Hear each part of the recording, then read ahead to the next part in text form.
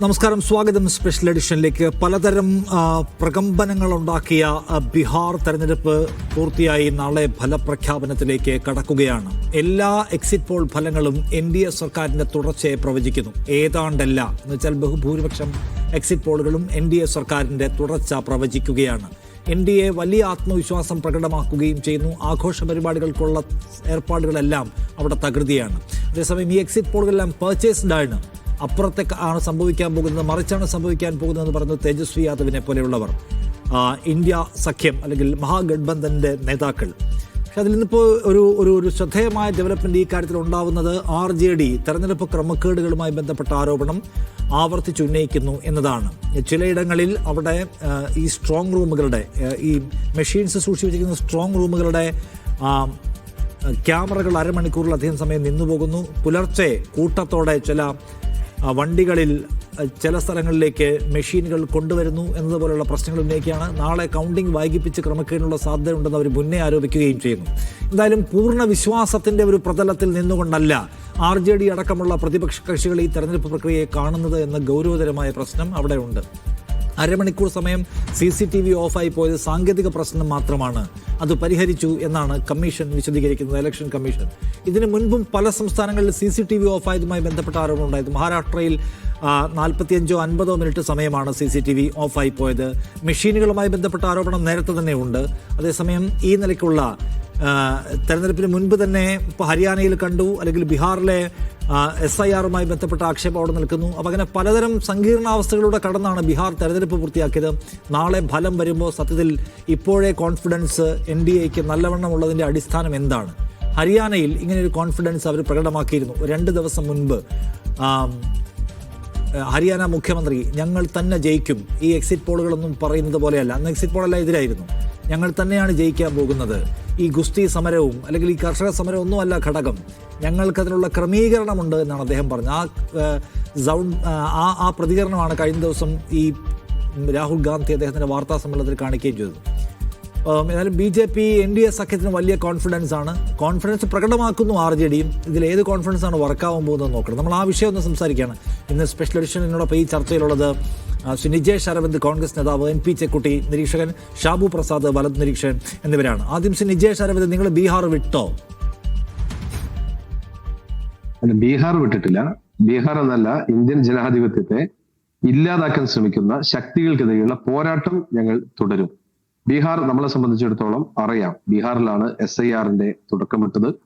ഈ വോട്ടർ പട്ടികയിൽ നിന്ന് ലക്ഷക്കണക്കിന് ആളുകളെ നീക്കം ചെയ്യാനുള്ള ശ്രമം നടത്തിയത്, അതിനെതിരെയുള്ള പ്രതിരോധവും പ്രതിഷേധവും തെരുവിലുണ്ടായത്, അതേ പ്രതിഷേധം കോടതികളിലേക്ക് നീങ്ങിയത്, കോടതി പല ഘട്ടത്തിലും ഇടപെട്ടത് തുടങ്ങിയ ഒരുപാട് സംഭവ വികാസങ്ങൾ ബീഹാറിലെ തെരഞ്ഞെടുപ്പുമായി ബന്ധപ്പെട്ട് ഉണ്ടായിട്ടുണ്ട്. എന്നിട്ടും നമ്മൾക്കറിയാം, അവസാന ഘട്ടത്തിൽ ഏകദേശം 50 ലക്ഷത്തോളം ആളുകൾ പുറത്തായ തെരഞ്ഞെടുപ്പ്, മരണപ്പെട്ടു എന്ന് വിധിയെഴുതിയ ആളുകൾ രംഗത്തേക്ക് വന്ന തെരഞ്ഞെടുപ്പ്, അങ്ങനെ ഒരുപാട് പ്രത്യേകതകൾ ഉള്ള തെരഞ്ഞെടുപ്പാണ്. കഴിഞ്ഞ കുറച്ചു കാലമായി ഇന്ത്യയുടെ ജനാധിപത്യത്തെ അട്ടിമറിക്കാനുള്ള ശ്രമം BJPയുടെ ഭാഗത്തുണ്ടായി എന്നുള്ളത് ഒരു യാഥാർത്ഥ്യമാണ്. ആ യാഥാർത്ഥ്യത്തെ ജനങ്ങൾക്ക് വിശ്വസനീയമായ രീതിയിൽ തെളിവുകൾ നിരത്തിക്കൊണ്ട് കോൺഗ്രസിന്റെ നേതാവ് രാഹുൽ ഗാന്ധി പുറത്തേക്ക് വന്ന മാസങ്ങളാണ് കഴിഞ്ഞു പോയത്. രാഹുൽ ഗാന്ധി പുറത്തേക്ക് വന്ന കർണാടകയിലെ ഒരു മഹാദേവപുരയ്ക്ക് അതിന് മറുപടി പറയാൻ ഇന്ന് വരെ തെരഞ്ഞെടുപ്പ് കമ്മീഷൻ തയ്യാറായിട്ടില്ല. അതിനുശേഷം അലന്തു വന്നു, അതിന് മറുപടി പറഞ്ഞില്ല. ഹരിയാന സ്റ്റേറ്റ്, ഒരു സംസ്ഥാനത്തിന്റെ ജനവിധിയെ മാറ്റി എഴുതിയത് തെരഞ്ഞെടുപ്പ് കമ്മീഷൻ BJPയുമായി ചേർന്നിട്ടാണ് എന്ന് കാരണസഹിതം രാഹുൽ ഗാന്ധി പ്രഖ്യാപിച്ചിട്ട് ആഴ്ച എത്ര കഴിഞ്ഞു, ദിവസങ്ങൾ എത്ര കഴിഞ്ഞു, ഒരു മറുപടി തെരഞ്ഞെടുപ്പ് കമ്മീഷൻ ഭാഗത്തുണ്ടായി. അദ്ദേഹത്തിന്റെ ചോദ്യം, അവിടെയൊന്നും കോൺഗ്രസ് ഇല്ല, അവിടെ ബൂത്ത് ഏജന്റുമാരില്ലേ എന്ന ചോദ്യമാണ് അദ്ദേഹം ഉയർത്തിയത്. അതുകൊണ്ട് ഇന്ത്യൻ ജനാധിപത്യത്തെ അട്ടിമറിക്കാനുള്ള BJPയുടെ ശാസ്ത്രീയമായ ശ്രമം ഉണ്ട് എന്നുള്ളത് യാഥാർത്ഥ്യമാണ്. അവിടെയാണ് CCTVകൾ ഓഫായി പോകുന്നത്. നമുക്കറിയാം, ആധുനിക കാലത്ത് നോക്കിവെക്കുന്ന CCTVയെ ഇല്ലാതാക്കാൻ 50 മിനിറ്റും അരമണിക്കൂറും ഇല്ലാതാക്കുന്ന ശ്രമം ഉണ്ടാകുന്നു. നമ്മൾ കേട്ടു, ഇന്നലത്തെ ചില പത്രങ്ങളിൽ റിപ്പോർട്ട് ചെയ്തു, വോട്ട് ചെയ്യാൻ പോയ ആളുകളെ പിടിച്ചു നിർത്തി കയ്യിൽ വരയിട്ട് മഷിയിട്ട് തിരിച്ചോടിച്ചു എന്നുള്ള തെളിവുകൾ സഹിതം ആളുകൾ പറയാണ്. പോലീസാണ് അടിച്ചോടിക്കുന്നത് സ്വാഭാവികം. പക്ഷെ അടിച്ചോടിക്കുന്നവരെ തടഞ്ഞു നിർത്തി കൈക്കകത്ത് മഷി പുരട്ടിയിട്ട് അടിച്ചോടിക്കുക. കാരണം അവൻ പുറത്തു പോയാൽ ഇനി അവൻ ഏതെങ്കിലും വഴിക്ക് തെരഞ്ഞു വന്നല്ല, നീ വോട്ട് ചെയ്ത് കഴിഞ്ഞു എന്ന് അവനെ കൊണ്ട് പറയുന്നത്. ഏറ്റവും ആധുനികമായ ടെക്നിക് ഉപയോഗിച്ചുള്ള തെരഞ്ഞെടുപ്പ് അട്ടിമറിക്കുള്ള ശ്രമം നടന്നു എന്നുള്ളത് യാഥാർത്ഥ്യമാണ്. ഞങ്ങൾ അത് മാത്രമാണ് ചൂണ്ടിക്കാണിച്ചത്. മറിച്ച് ഞങ്ങൾ ഇതൊക്കെ പറയുമ്പോഴും ബീഹാറിലെ ഒരു യുവത തെരഞ്ഞെടുപ്പിന് വോട്ട് ചെയ്യാൻ വന്നിട്ടുണ്ട് എന്നുള്ളത് ഒരു യാഥാർത്ഥ്യമാണ്. ഇന്ത്യയിലെ സ്റ്റേറ്റിൽ ബീഹാർ എപ്പോഴും മാറി നിൽക്കുന്നത് അല്ലെങ്കിൽ മാറ്റപ്പെട്ടു നിർത്തുന്നത് അതിന്റെ മെച്ചം കൊണ്ടല്ല, അതിന്റെ ദോഷപരമായ അതിന്റെ പ്രയാസങ്ങൾ കൊണ്ടും പരിമിതികൾ കൊണ്ടുമാണ് ബീഹാറിനെ അറിയുന്നത്. ക്രിമിനൽ കാര്യങ്ങളിൽ അല്ലെങ്കിൽ വിദ്യാഭ്യാസത്തിൽ, തൊഴിലിൽ, പാർപ്പിടത്തിൽ എന്ന് പറഞ്ഞ് പിന്നോക്കാവസ്ഥകൾക്ക് ഏതുകാലവും റെക്കോർഡ് സൃഷ്ടിച്ച സംസ്ഥാനം എന്ന പേരാണ് ബീഹാറിനുള്ളത്. ആ ബീഹാർ തുടർച്ചയായി ഭരിക്കുന്ന നിതീഷ് കുമാറിനെതിരെ, എങ്ങനെയെങ്കിലും അധികാരത്തിലേക്ക് കടന്നു വരുന്ന നിതീഷ് കുമാറിനെതിരെയുള്ള ഒരു ജനവികാരമുണ്ട്. കഴിഞ്ഞ തവണയും ഉണ്ടായിരുന്നു, പക്ഷേ അതിനെ മറ്റൊരു മാനേജ്മെന്റിലൂടെയാണ് നിതീഷ് കുമാർ. നമുക്കൊക്കെ അറിയാം, ഒരുപക്ഷെ ഇന്ത്യ സഖ്യത്തിന് തുടക്കം കുറിച്ച നിതീഷ് കുമാർ അങ്ങോട്ട് പോയി എന്നുള്ളതൊക്കെ നമുക്കറിയാം. അപ്പൊ ആ സർക്കാരിനെതിരെയുള്ള ഒരു വികാരം അവിടെ ഉണ്ടാകും എന്ന കാര്യത്തിൽ യാതൊരു സംശയവുമില്ല. രാഹുൽ ഗാന്ധിയുടെ യാത്രയ്ക്ക്, തേജസ്വി യാദവും രാഹുൽ ഗാന്ധിയും ചേർന്ന് നടത്തിയ യാത്രയ്ക്കുണ്ടായ പ്രതികരണം നമ്മൾ കണ്ടിട്ടുണ്ട്. ഇന്ത്യയിലുടനീളം നമുക്ക് ഇപ്പൊ പറയാം, ഇന്ത്യയിലുടനീളം ഇപ്പോൾ SIR നടക്കുമ്പോൾ അതിനോട് അലേർട്ടായിക്കൊണ്ടൊരു ജനത നമ്മൾക്കൊക്കെ ഇപ്പൊ നാട്ടിലൊക്കെ ഇറങ്ങിക്കഴിഞ്ഞാൽ ദിവസം ഒരു 20 പേരെങ്കിലും വന്നിട്ട് SIRനെ പറ്റി ചോദിക്കുന്ന ഒരവസ്ഥ നാട്ടിൽ ഉണ്ടായിട്ടുണ്ടെങ്കിൽ രാഹുൽ ഗാന്ധിയുടെ ഒരു എഡ്യൂക്കേഷൻ പ്രോസസ്, ഒരു വിദ്യാഭ്യാസ വഴി ആളുകളെ ഇതിനെ ബോധവൽക്കരിക്കുന്ന അവയർനെസ് പ്രോഗ്രാം വിജയിച്ചു എന്നുള്ളതാണ്. അത് സ്വാഭാവികമായും അതിന്റെ ആദ്യത്തെ പരീക്ഷണ സ്ഥലമായ ബീഹാറിലും വിജയിച്ചിട്ടുണ്ട്. ജനങ്ങൾ കൂട്ടമായി, പ്രത്യേകിച്ചും യുവാക്കൾ കൂട്ടമായി വോട്ട് ചെയ്തിട്ടുള്ളത് ഈ സർക്കാരിനെതിരാണ്. അതിന്റെ റിസൾട്ട് നാളെ ഉണ്ടാകും എന്ന് തന്നെയാണ് ഞങ്ങൾ പ്രതീക്ഷിക്കുന്നത്. മറിച്ച് പ്രതീക്ഷിക്കുന്നേയില്ല, പക്ഷെ അട്ടിമറി അത് നമ്മൾക്ക് കാണാം. അത് എന്തായാലും അട്ടിമറി നടന്നാൽ ഹരിയാനയിൽ നടന്നിട്ടുണ്ട്, മഹാരാഷ്ട്രയിൽ നടന്നിട്ടുണ്ട്, കർണാടകയിൽ നടത്താനുള്ള ശ്രമം നടത്തിയിട്ടുണ്ട്. ആദ്യം MLA-മാരെയും ഇതിനകത്ത് നിജേഷ്, നിങ്ങൾ പറയുന്നു നിങ്ങൾ ജനങ്ങളെ എഡ്യൂക്കേറ്റ് ചെയ്തിട്ടുണ്ട്, അതുകൊണ്ട് ജനങ്ങൾ കൂട്ടമായി വന്ന് വോട്ട് ചെയ്യുന്നുണ്ട്. പക്ഷെ നിങ്ങൾ തന്നെ പറയുന്നു അട്ടിമറിക്കുള്ള സാധ്യതയാണ് എല്ലായിടത്തും കാണുന്നത്. ജനം എത്ര വന്നാലും അവർ എത്ര വോട്ട് ചെയ്താലും അത് എങ്ങനെ കൗണ്ട് ചെയ്യണം എന്നിടത്താണല്ലോ പ്രശ്നം കിടക്കുന്നത്. അതിനകത്ത് അല്ലെങ്കിൽ അതെങ്ങനെ രേഖപ്പെടുത്തണം, കൗണ്ട് ചെയ്യല്ല, ആ ചെയ്യുന്ന വോട്ട് എങ്ങനെ രേഖപ്പെടുത്തണം, അല്ലെ ആർക്കൊക്കെ വന്നവർക്കെല്ലാം വോട്ട് ചെയ്യാൻ കഴിയുക, ഇതൊക്കെ പ്രധാനമാണ്. അപ്പൊ ഇതൊക്കെ ക്രമക്കേടുകൾ നടക്കുന്നു നിങ്ങൾ തന്നെ പറയാം. അപ്പൊ ഈ വന്നവർക്ക് ജയിപ്പിക്കാൻ കഴിയുന്നതാണോ നിങ്ങളെ? അല്ല, അവിടെ ഇന്ത്യയിൽ നമ്മൾ വിശ്വസിക്കുന്ന കുറച്ച് സർക്കാർ സ്ഥാപനങ്ങളുണ്ട്. ആ സ്ഥാപനങ്ങളിൽ, ഭരണഘടനാ സ്ഥാപനങ്ങളിൽ നമുക്ക് ഏറ്റവും വിശ്വാസമുള്ളത് ഒന്ന് കോടതിയായിരുന്നു, രണ്ടാമത്തത് തെരഞ്ഞെടുപ്പ് കമ്മീഷനായിരുന്നു. ആ കമ്മീഷന്റെ വിശ്വാസ്യത തെളിവ് സഹിതം തകർന്നടിഞ്ഞ ഒരു നാട്ടിലാണ് നിഷാദും ഞാനും ജീവിക്കുന്നത്. നിങ്ങൾക്ക് ജ്ഞാനേഷ് കുമാർ നിഷ്പക്ഷനാണ് എന്ന് പറയാൻ സാധിക്കുമോ? ഒരു മാധ്യമ പ്രവർത്തകന് ജ്ഞാനേഷ് കുമാർ എന്ന തിരഞ്ഞെടുപ്പ് കമ്മീഷണർ നിഷ്പക്ഷനാണ് എന്ന് പറയാൻ സാധിക്കുമോ? എവിടെയെങ്കിലും ആ നിഷ്പക്ഷത, ഒരു നിഷ്പക്ഷനാവേണ്ട ആളുടെ നിഷ്പക്ഷത തെളിയിക്കപ്പെടുത്താൻ അദ്ദേഹത്തിന് സാധിച്ചിട്ടുണ്ടോ? ചോദ്യങ്ങൾക്ക് ഉത്തരം പറയാൻ, എനിക്ക് വരെ വരുന്ന ചോദ്യങ്ങൾക്ക് ഒരു കൃത്യമായ മറുപടി പറയാൻ സാധിച്ചിട്ടുണ്ടോ? നമ്മൾക്കറിയാം, ഒരു വീട്ടിൽ 600-700 വോട്ടുകൾ വരുന്നു, XYZ അച്ഛന്റെ പേര് വരുന്നു, 0 വരുന്നു, മണിമാളികയ്ക്കകത്ത് നമ്പർ കൊടുത്ത വീടിന്റെ പേര് 0 വരുന്നു, തുടങ്ങിയ കാര്യങ്ങൾ തെളിവ് സഹിതം പറയുമ്പോൾ ഞങ്ങൾ ക്രമീകരിച്ചിട്ടുണ്ട്. ഏത് എക്സിറ്റ് പോൾ വന്നാലും, ഏത് ഫലം വന്നാലും ഞങ്ങൾ ജയിക്കുമെന്ന് ഒരു മന്ത്രി, ഒരു മുഖ്യമന്ത്രി തെരഞ്ഞെടുപ്പിന് മുമ്പ് പറഞ്ഞത് നമുക്ക് മുമ്പിലുണ്ട്. കേരളത്തിലൊരു നേതാവ് വളരെ വ്യക്തമായിക്കൊണ്ട് ഞങ്ങൾ ജമ്മു കാശ്മീർ നാളെ ഇവിടെ ഇറക്കി താമസിപ്പിച്ച് വോട്ട് അട്ടിമറിച്ച് ഞങ്ങൾ ജയിക്കും എന്ന് പറയുന്ന ഒരു പരസ്യപ്പെടുത്തിയ സാധനങ്ങൾ ഇവിടെയുണ്ട്. അവിടെയാണ്. അപ്പൊ അതിനെ എങ്ങനെ പ്രതിരോധിക്കും എന്ന് ചോദിച്ചാൽ, നാളെ തോക്കെടുത്ത് അതിനെ പ്രതിരോധിക്കാൻ കഴിയുന്ന സംവിധാനമല്ലല്ലോ ഇവിടെയുള്ളത്. ആ ജനാധിപത്യത്തിൽ അതിന്റെ പഴുതുകളെ വിനിയോഗിച്ച് ഉപയോഗപ്പെടുത്തിക്കൊണ്ട് ഇന്ത്യയുടെ ജനാധിപത്യത്തെ അട്ടിമറിക്കുന്ന ശ്രമങ്ങൾക്കെതിരെ ഒന്നാമത്തെ കാര്യം അത് ബോധവൽക്കരണം തന്നെയാണ്. ആ ബോധവൽക്കരണ പ്രക്രിയ ഞങ്ങൾ ആരംഭിച്ചിട്ടുണ്ട്. അത് ഇന്ത്യയിലെ സാധാരണക്കാരൻ ചർച്ച ചെയ്യുന്നുണ്ട് എന്ന് മാത്രമാണ് ഞാൻ അവിടെ സൂചിപ്പിച്ചത്. അതുകൊണ്ട് നാളെ ബീഹാർ പോകുമെന്നല്ല. വാരാണസിയിൽ, നമ്മൾ ഏറ്റവും വലിയ ടിപ്പിക്കൽ എക്സാമ്പിൾ എന്ന് പറയാവുന്ന വാരാണസിയിൽ നരേന്ദ്രമോദിക്കെതിരെ ഒരു ജനവികാരം അവിടെ ഉണ്ടായിരുന്നു എന്നുള്ളത് യാഥാർത്ഥ്യമാണ്. ആദ്യഘട്ടത്തിൽ നരേന്ദ്രമോദി പിറകിൽ പോയി എന്നുള്ളത് നമ്മൾ കണ്ടതാണ്. ഒരിക്കലും പോവാൻ പാടില്ലാത്ത BJP-യുടെ ശക്തി കേന്ദ്രമായ വാരാണസിയിൽ നരേന്ദ്രമോദി പിറകിൽ പോവുകയും അവസാനം എങ്ങനെയോ കഷ്ടി 1,00,000 വോട്ടുകൾക്ക് ജയിച്ചു കയറി എന്ന് രേഖപ്പെടുത്തിയതാണ് ഇന്ത്യയുടെ ചരിത്രം. അയോധ്യയിൽ അവിടെ വോട്ട് തിരിച്ച് ഇന്ത്യ മുന്നണി ജയിച്ചതാണ് ചരിത്രമുള്ളത്. അപ്പോ ജനാധിപത്യം എത്ര അട്ടിമറിക്കപ്പെട്ടാലും അതിനിൽ നിന്നും അതിജീവിക്കാനുള്ള കരുത്ത് ഇന്ത്യൻ ജനാധിപത്യത്തിനുണ്ട്. ഇത് വിഭാവനം ചെയ്ത ആളുകൾക്ക് ജനാധിപത്യത്തിനെ മറികടക്കുന്ന കോൺഫിഡൻസ് ആണ്. MP ചെക്കുട്ടി, നാളത്തെ ബീഹാർ തെരഞ്ഞെടുപ്പ് ഫലം രാജ്യമൊട്ടാകെ ഉറ്റുനോക്കുന്നതാണ്. പക്ഷെ ആളുകൾ അതിനെക്കുറിച്ച് പ്രതിഡൈസ്ഡാണ്. മുൻവിധിയോടുകൂടി നാളെ എന്തായിരിക്കും സംഭവിക്കുക, അതിലെന്തായിരിക്കും നടന്നിട്ടുണ്ടാവുക എന്ന നിലയ്ക്ക് ഈ രാജ്യത്തെ ഒരു വിഭാഗം മനുഷ്യർ മുൻവിധിയുള്ളവരായി മാറിയിട്ടുണ്ടോ? ഉണ്ടെങ്കിൽ അതിന്റെ കുഴപ്പം എന്താണ്? അല്ല, മുൻവിധി ഉണ്ടാവുന്നതിൻ്റെ 2-3 കാര്യങ്ങളുണ്ട്. ഒന്ന്, ഇലക്ഷൻ കമ്മീഷനുമായിട്ട് ബന്ധപ്പെട്ട് ഈ SIR വന്നപ്പോൾ വളരെ ലെജിറ്റിമേറ്റ് ആയിട്ടുള്ള കുറേ ഇഷ്യൂസ് ഉയർന്നു വന്നിട്ടുണ്ട്. അത് പ്രതിപക്ഷ നേതാവ് 3 പത്രസമ്മേളനങ്ങൾ നടത്തി ഉന്നയിച്ചിട്ടുള്ള പ്രശ്നങ്ങളുണ്ട്. ആ പ്രശ്നങ്ങളെ സംബന്ധിച്ച് യഥാർത്ഥത്തിൽ വളരെ ഒരു കൺവിൻസിങ് ആയിട്ടുള്ള മറുപടി അല്ല ഇലക്ഷൻ കമ്മീഷൻ്റെ ഭാഗത്തു നിന്ന് വന്നത്. അതാണ് ഒന്നാമത്തെ കാര്യം.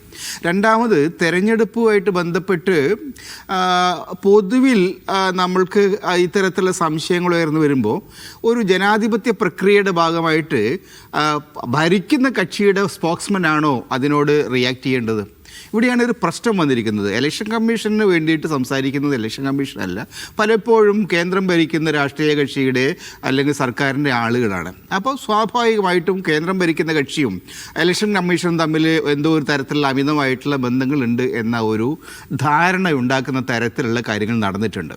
അപ്പോൾ അതിൻ്റെ വിശദാംശങ്ങളും പോകണ്ട, കാരണം ബീഹാറിലെ തെരഞ്ഞെടുപ്പിൻ്റെ സമയത്ത് ഈ വിഷയങ്ങൾ വരുന്നുണ്ട്. എന്നിരുന്നാലും ഇലക്ഷൻ കമ്മീഷൻ്റെ ഇതിനോട് കുറിച്ചുള്ള പരാതികളൊക്കെ ഇരിക്കെ തന്നെ പ്രതിപക്ഷ കക്ഷികൾ മഹാഗഡ്ബന്ധൻ എന്ന പേരിൽ അവർ തെരഞ്ഞെടുപ്പ് മത്സരിച്ചിട്ടുണ്ട്. അവർ തെരഞ്ഞെടുപ്പ് ബഹിഷ്കരിച്ചിട്ടൊന്നുമില്ല. അപ്പോൾ അതുകൊണ്ട് നാളത്തെ തെരഞ്ഞെടുപ്പിൽ എന്ത് സംഭവിക്കും എന്നതിനെക്കുറിച്ച് നമ്മൾക്ക് വസ്തുനിഷ്ഠമായിട്ട് നാളത്തെ തെരഞ്ഞെടുപ്പിൻ്റെ വിധി വരുന്നവരെ കാത്തിരിക്കണം എന്ന് എനിക്ക് പറയാനുള്ളത്. രണ്ടാമത്തെ കാര്യം, 7-8 പിന്നെ ഈ എക്സിറ്റ് പോളുമായിട്ട് ബന്ധപ്പെട്ട് 7-8 ആളുകൾ കഴിഞ്ഞ ദിവസം കൊണ്ടുവന്നിരിക്കുന്ന റിസൾട്ട്, ഈ ഇതേ തരത്തിലുള്ള റിസൾട്ടുകളാണ് ഇതേ വിദ്വാന്മാർ കഴിഞ്ഞ ലോക്സഭാ തെരഞ്ഞെടുപ്പിൻ്റെ സമയത്ത് കൊണ്ടുവന്നത്. ഏതാണ്ട് 400 ക്രോസ് ചെയ്യുന്ന ഒന്ന് ചിലർ പറഞ്ഞു, 400 അല്ല അതിൻ്റെ അപ്പുറത്തേക്ക് പോകുന്ന ചിലർ പറഞ്ഞു, അത് തൊട്ട് താഴെ നിൽക്കുന്നു പറഞ്ഞു. ഏതായാലും ഇതേ തരത്തിലുള്ള ചാനലുകൾ ഇതേ തരത്തിലുള്ള റിസൾട്ടാണ് കഴിഞ്ഞ നാൾ. പക്ഷേ എന്താ സംഭവിച്ചത് നമുക്കറിയാം. വളരെ പരിമിതമായ വോട്ടുകളോടുകൂടിയാണ് കേന്ദ്രത്തിൽ BJPക്ക് വീണ്ടും അധികാരത്തിൽ വരാൻ പറ്റിയിട്ടുള്ളത്. അപ്പോൾ അങ്ങനെയൊക്കെ നോക്കിയാൽ ഇന്ത്യയുടെ ഒരു പൊതു ചിത്രം നോക്കിയാൽ ജനങ്ങൾ അക്സെപ്റ്റ് ചെയ്യുന്ന ഒരു അനുഭവമുണ്ട്, ജനങ്ങൾ കൃത്യമായിട്ട് നിലപാടുകൾ എടുക്കുന്ന അനുഭവമുണ്ട്.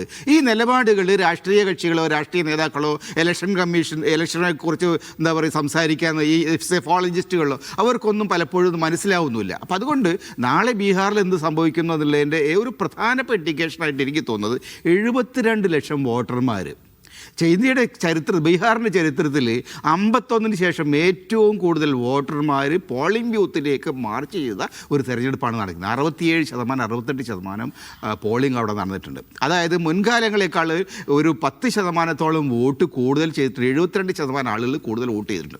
ഈ വോട്ടുകൾ ആർക്ക് വേണ്ടിയായിരിക്കും ചെയ്യപ്പെട്ടിട്ടുണ്ടാവുക എന്നുള്ളതാണ് വളരെ നിർണായകമായ കാര്യം. സാധാരണ 20 വർഷം ഒരു സർക്കാർ ഭരിച്ചു കഴിഞ്ഞാൽ, ഇപ്പോൾ ഒരു 5 വർഷം തന്നെ ആൾക്കാർക്ക് മതിയാവും. 20 വർഷം ഭരിച്ച ഒരു സർക്കാരിനോട് പിന്നെ അങ്ങനെ ഒരു ആഭിമുഖ്യമുണ്ട്. കഴിഞ്ഞ 15ാമത്തെ വർഷത്തിലും 10ാമത്തെ വർഷത്തിലും ഒക്കെ തന്നെ ഇതേ തരത്തിലുള്ള ആളുകൾ പോളിംഗ് ബൂത്തിലേക്ക് മാർച്ച് ചെയ്യേണ്ട അങ്ങനെ ഒരു ഒഴുക്ക് അന്നൊന്നും കണ്ടില്ല. ഇന്ന് 20ാം വർഷത്തിൽ ഇങ്ങനെ ഒരു ഒഴുക്ക് ഉണ്ടെങ്കിൽ അതിൻ്റെ അർത്ഥം there is a very serious issue of anti incumbency എന്നൊരു ഫീലിംഗാണ് എനിക്കുള്ളത്. ഞാൻ ബീഹാറിൻ്റെ പിന്നെ എന്താ പറയുക ഗ്രാസ് റൂട്ട് ലെവൽ സിറ്റുവേഷൻ എനിക്കറിയില്ല, പക്ഷേ ഒരു ഇലക്ഷൻ ഒബ്സർവർ നൽകി എനിക്ക് വളരെ കൃത്യമായിട്ട് മനസ്സിലായി. അല്ലെങ്കിൽ ഇത്രയേറെ ആളുകൾ ശക്തമായിട്ട് പോളിംഗ് ബൂത്തിലേക്ക് മാർച്ച് ചെയ്യാനുള്ള ഒരു സാധ്യതയും ഒരു തെരഞ്ഞെടുപ്പിലും ഇതുവരെ ഉണ്ടായിട്ടില്ല. യെസ്, ഷാബു പ്രസാദ്, അതൊരു പോയിന്റാണ്. 20 വർഷം പൂർത്തിയാക്കുന്ന സർക്കാരിനോട് ആന്റി ഇൻകംബൻസി ഉണ്ടാവാനുള്ള സാധ്യത വളരെ കൂടുതൽ. ലോകത്തൊരിടത്തും അങ്ങനെ 20 വർഷം കഴിഞ്ഞിട്ടും അങ്ങനെ വലിയ സ്നേഹത്തോടെ ആൾക്കാർ സമീപിച്ചതിൻ്റെ ഉദാഹരണം വളരെ കുറവാണ്. ഇവിടെ കൂടുതൽ ആളുകൾ 20ാം വർഷവും വോട്ട് ചെയ്യാൻ വേണ്ടി അസാധാരണമാവിധം വരുന്നു. ബീഹാറിൽ സാധാരണ നിലയ്ക്ക് അങ്ങനെ ഉണ്ടായിരുന്നില്ലല്ലോ. അപ്പോൾ അത് ആന്റി ഇൻകംബൻസിയുടെ ഭരണവിരുദ്ധ വികാരത്തിൻ്റെ തെളിവാണ് എന്ന് വിചാരിക്കുന്ന ഒരുപാട് മനുഷ്യന്മാരുണ്ട്. എന്നു മാത്രവുമല്ല, ഇപ്പോൾ ആരോഗ്യ മേഖലയിൽ അല്ലെങ്കിൽ തൊഴിൽ മേഖലയിൽ ഈ നമ്മൾ സൈന്യത്തിൽ നടപ്പിലാക്കിയ അഗ്നിവീറൊക്കെ ഏറ്റവും കൂടുതൽ ഇമ്പാക്റ്റ് ചെയ്യുകയും ഏറ്റവും കൂടുതൽ സമരം ഉണ്ടാവുകയും ചെയ്ത സ്ഥലം ബീഹാറാണ്. നമുക്ക് നല്ല ഓർമ്മയുണ്ട്. സർക്കാരിനെ സംബന്ധിച്ച് സർക്കാർ വിരുദ്ധതയുടെ ഒരുപാട് ഫാക്ടേഴ്സ് കാണാൻ കഴിയുന്ന ഒരു സ്ഥലം കൂടിയാണ് ബീഹാർ. എന്നിട്ടും പക്ഷേ അവിടെ ഞങ്ങൾ തുടരുമെന്ന കോൺഫിഡൻസ് NDA പ്രകടമാക്കുന്നു, അവരെ ആഘോഷ പഠനങ്ങൾക്ക് തയ്യാറെടുത്ത് നിൽക്കുന്നു എന്ന് കാണുമ്പോൾ അതിനകത്തൊരു ഒരു തെരഞ്ഞെടുപ്പ് അനാലിസിസിൽ എന്തെങ്കിലും തരത്തിലുള്ള കൗതുകങ്ങളുണ്ടോ? ഇപ്പൊ ഈ ബീഹാർ ഇലക്ഷൻ, ഹലോ, എനിക്ക് എക്കോ കേൾക്കുന്നു. ഞാൻ കേൾക്കുന്നുണ്ട്. ഈ ബീഹാർ ഇലക്ഷനെ സംബന്ധിച്ചിടത്തോളം ഇപ്പൊ ഈ ഇലക്ഷന് വലിയൊരു കൗതുകമുണ്ട്.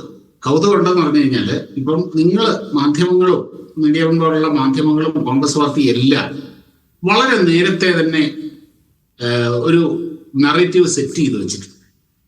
അതായത് ഇപ്പൊ നാളെ റിസൾട്ട് എന്തായാലും, ഇനിയിപ്പോ NDA ജയിച്ചാലും ശരി NDA തോറ്റാലും ശരി, നിങ്ങൾ കൊച്ചത്തിൽ സംസാരിക്കാൻ ആവശ്യമായ നറേറ്റീവ് നിങ്ങൾ ഓൾറെഡി മാസങ്ങൾക്ക് മുമ്പേ സെറ്റ് ചെയ്തു.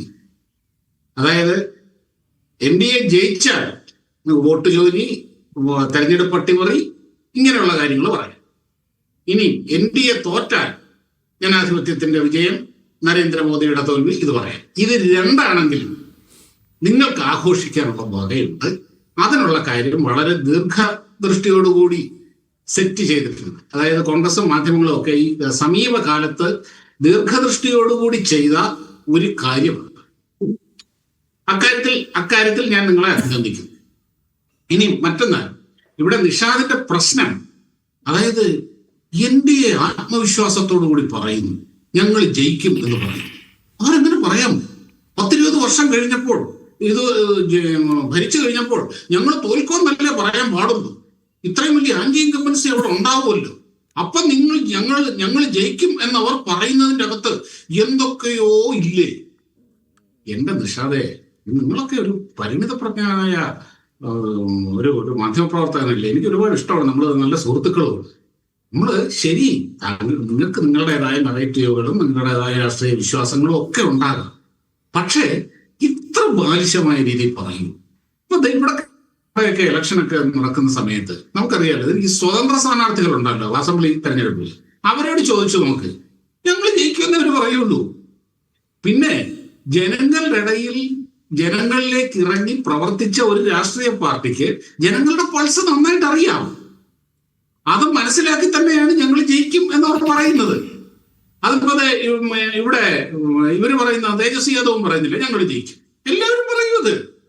അതിന് അത്രയും ഒരു കാര്യമല്ലെങ്കിൽ ഇതിനൊക്കെ ഇനി 12 മണിക്കൂർ ആവശ്യമുണ്ട് കേട്ടോ. ഈ പറയുന്ന എക്സിറ്റ് പോളിനും ഈ പറയുന്ന വിശദീകരണങ്ങൾക്കും ഒക്കെ അത്രയേ ഉള്ളൂ ആയുസ്. 12 മണിക്കൂർ കഴിഞ്ഞ് കഴിഞ്ഞാൽ സംഭവം എല്ലാം തീരും. പിന്നെ ഇവിടെ വേറെ ആന്റി ഇൻകംബൻസിയെ പറ്റി പറഞ്ഞത് ശരിയാണ്. 10-20 വർഷം തുടർച്ചയായിട്ട് ഭരിച്ച ഒരു സർക്കാരിനെതിരെ സ്വാഭാവികമായിട്ട് ആന്റി ഇൻകംബൻസി ഉണ്ടാകേണ്ടതാണ്. അവിടെ ആന്റി ഇൻകംബൻസി ഇല്ല എന്നൊന്നും ഞാൻ പറയുന്നില്ല, തീർച്ചയായിട്ടും ഉണ്ടാകും. സർക്കാർ 100% പെർഫെക്റ്റ് ഒന്നുമല്ലല്ലോ ഒരു സർക്കാർ. പക്ഷേ ഈ ആന്റി ഇൻകംബൻസി വേണ്ട രീതിയിൽ മുതലെടുക്കാൻ പറ്റിയ, ആ രീതിയിൽ പോകാൻ പറ്റിയ ഒരു ഓൾട്ടർനേറ്റീവും കൂടെ അവിടെ ഉണ്ടെങ്കിലേ അതുകൊണ്ട് പ്രയോജനമുള്ളൂ. ഈ ഓൾട്ടർനേറ്റീവ് എന്ന് പറയുന്നത് എന്താണ്? 10-15 വർഷം ബീഹാർ ജനതയ്ക്ക് നല്ല ഓർമ്മയുണ്ട്. ലാലു പ്രസാദിന്റെ RJD ഒക്കെ ഭരണകാലം. അത് മറന്നിട്ടൊന്നുമില്ല അവര്. ഇപ്പോഴത്തെ ജെൻസി തലമുറയുടെ അതിന് മുമ്പുള്ള തലമുറ എന്നും അത് മറന്നിട്ടില്ല. ആ ഭീകര ഭരണത്തിന്റെ, ആ ഭീകരമായ കാലഘട്ടത്തിന്റെ ഓർമ്മകൾ അവരാണ് വീണ്ടും വരാൻ പോകുന്നത്. നിങ്ങൾ അവർക്ക് വോട്ട് ചെയ്താൽ ആ കാലം തിരിച്ചു വരും എന്ന് പറഞ്ഞുകൊണ്ടുകൂടിയാണ് BJP യുടെ പ്രചരണം നടത്തിയത്, NDA യുടെ പ്രചരണം നടത്തിയത്. ആ പ്രചരണത്തിന് വലിയ വാല്യൂ ഉണ്ട്. അതേസമയം ഇപ്പൊ നിതീഷ് കുമാറിനെ പോലെ അല്ലെങ്കിൽ അങ്ങനെ ആ രീതിയിലുള്ള ടവറിംഗ് ആയിട്ടുള്ള ഒരു പേഴ്സണാലിറ്റിയെ മുമ്പിൽ നിർത്തി ശക്തമായ രീതിയിൽ ഒരു പ്രചാരണവുമായി ആ രീതിയിൽ ആത്മവിശ്വാസത്തോട് ഇറങ്ങാൻ പറ്റിയ ഒരു പ്രതിപക്ഷം അല്ലെങ്കിൽ ഒരു പ്രസ്ഥാനം അവിടെ ഉണ്ടായിരുന്നു എങ്കിൽ തീർച്ചയായിട്ടും ഈ പറയുന്ന പോലെ ആന്റി ഇൻകംബൻസി വർക്കൗട്ട് ചെയ്യാനുള്ള സാധ്യതയുണ്ട്. പക്ഷെ ഇത് അതിനുള്ള സാധ്യതയും ഇല്ല. ഇപ്പൊ ഇവിടെ ഈ രാഹുൽ ഗാന്ധി, ഇപ്പൊ വിജയ് രവീന്ദ്ര സംസാരിക്കുന്നു, ബീഹാറിനെ വിട്ടിട്ടില്ല. ബീഹാറിനെ നിങ്ങൾ വിട്ടിട്ടില്ല, പക്ഷെ ബീഹാറിനെ കോൺഗ്രസിനെ ബീഹാർ വിട്ടിട്ട് പതിറ്റാണ്ടുകളായി. 1990 ഇന്നേക്ക് 35 വർഷം മുമ്പ് ഈ ബീഹാറുകൾ കോൺഗ്രസിനെ പടിയടച്ച് പിണ്ടം വെച്ചതാണ്.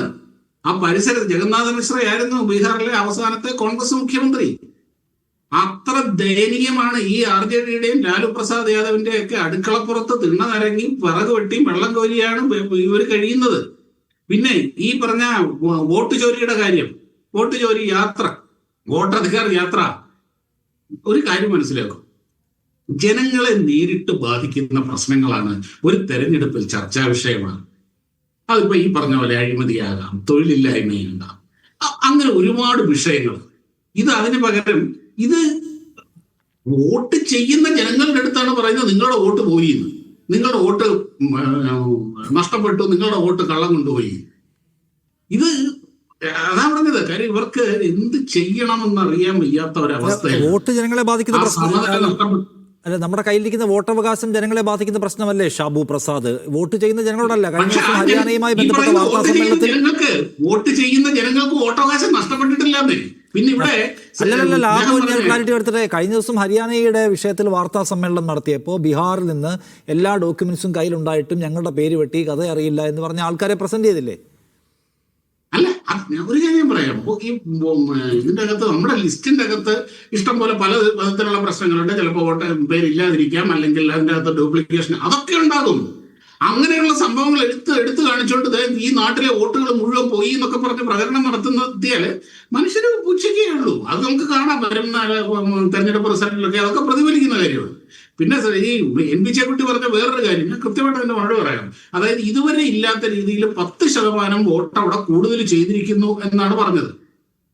അതായത് ഇതിനു മുമ്പ് ഈ SIR നടപ്പാക്കുന്നതിന് മുമ്പ് ഈ ലിസ്റ്റിലുണ്ടായിരുന്ന മരിച്ചവരെ, നാട് വിട്ടുപോയവരെ, ഇങ്ങനെയുള്ളവരെ മുഴുവനും, അങ്ങനെയുള്ളവരെ വലിയ പറഞ്ഞാലേ അവ മുഴുവൻ ഒഴിവായപ്പോൾ ചെയ്തുകൊണ്ടിരിക്കുന്ന വോട്ടുകൾ തന്നെ, ആ വോട്ടിന്റെ നമ്പർ നിങ്ങൾ നോക്കിക്കോളൂ. ആ നമ്പർ കഴിഞ്ഞ തവണ ചെയ്തത് ഈ തവണ ചെയ്തതും തമ്മിൽ വ്യത്യാസമില്ല. പക്ഷെ പെർസെന്റേജ് കൂടിയതിന്റെ കാരണം ഇങ്ങനെയുള്ളവർ കുറെ പേര് ഡിലീറ്റ് ആയി പോയത് കൊണ്ടാണത്. അത് തന്നെയല്ലേ വേണ്ടതും. നിങ്ങൾ ആരോപിക്കുന്ന, അതായത് വോട്ടേഴ്സ് ലിസ്റ്റിലെ പ്രശ്നങ്ങൾ പരിഹരിക്കാൻ വേണ്ട കാര്യങ്ങൾ അവിടെ ചെയ്തതുകൊണ്ടാണ് അത് വന്നത്. അതേപോലെ തന്നെ എല്ലായിടവും നടക്കട്ടെ, അതാണല്ലോ ഇത്. അതൊന്നും ഒരു കാര്യമുണ്ട്, രാഷ്ട്രീയമായിട്ട് ഒരു സർക്കാരിനെ രാഷ്ട്രീയമായിട്ട് നേരിടും. എന്തെല്ലാം കാര്യങ്ങൾ നിങ്ങൾക്ക് പറയാൻ.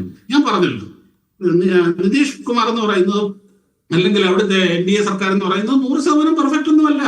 അവർ ഇഷ്ടംപോലെ ഒരു പ്രതിപക്ഷത്തിന്, നന്നായിട്ട് പ്രവർത്തിക്കുന്ന ഒരു പ്രതിപക്ഷത്തിന് കണ്ടെത്താനും അല്ലെങ്കിൽ അവർക്ക് പറയാനുമുള്ള രാഷ്ട്രീയ കാരണങ്ങൾ സർക്കാരിന്റെ ഭരണത്തിലും അല്ലെങ്കിൽ ഇങ്ങനെയുള്ള കാര്യങ്ങളൊക്കെ ഒരുപാടുണ്ടാകും.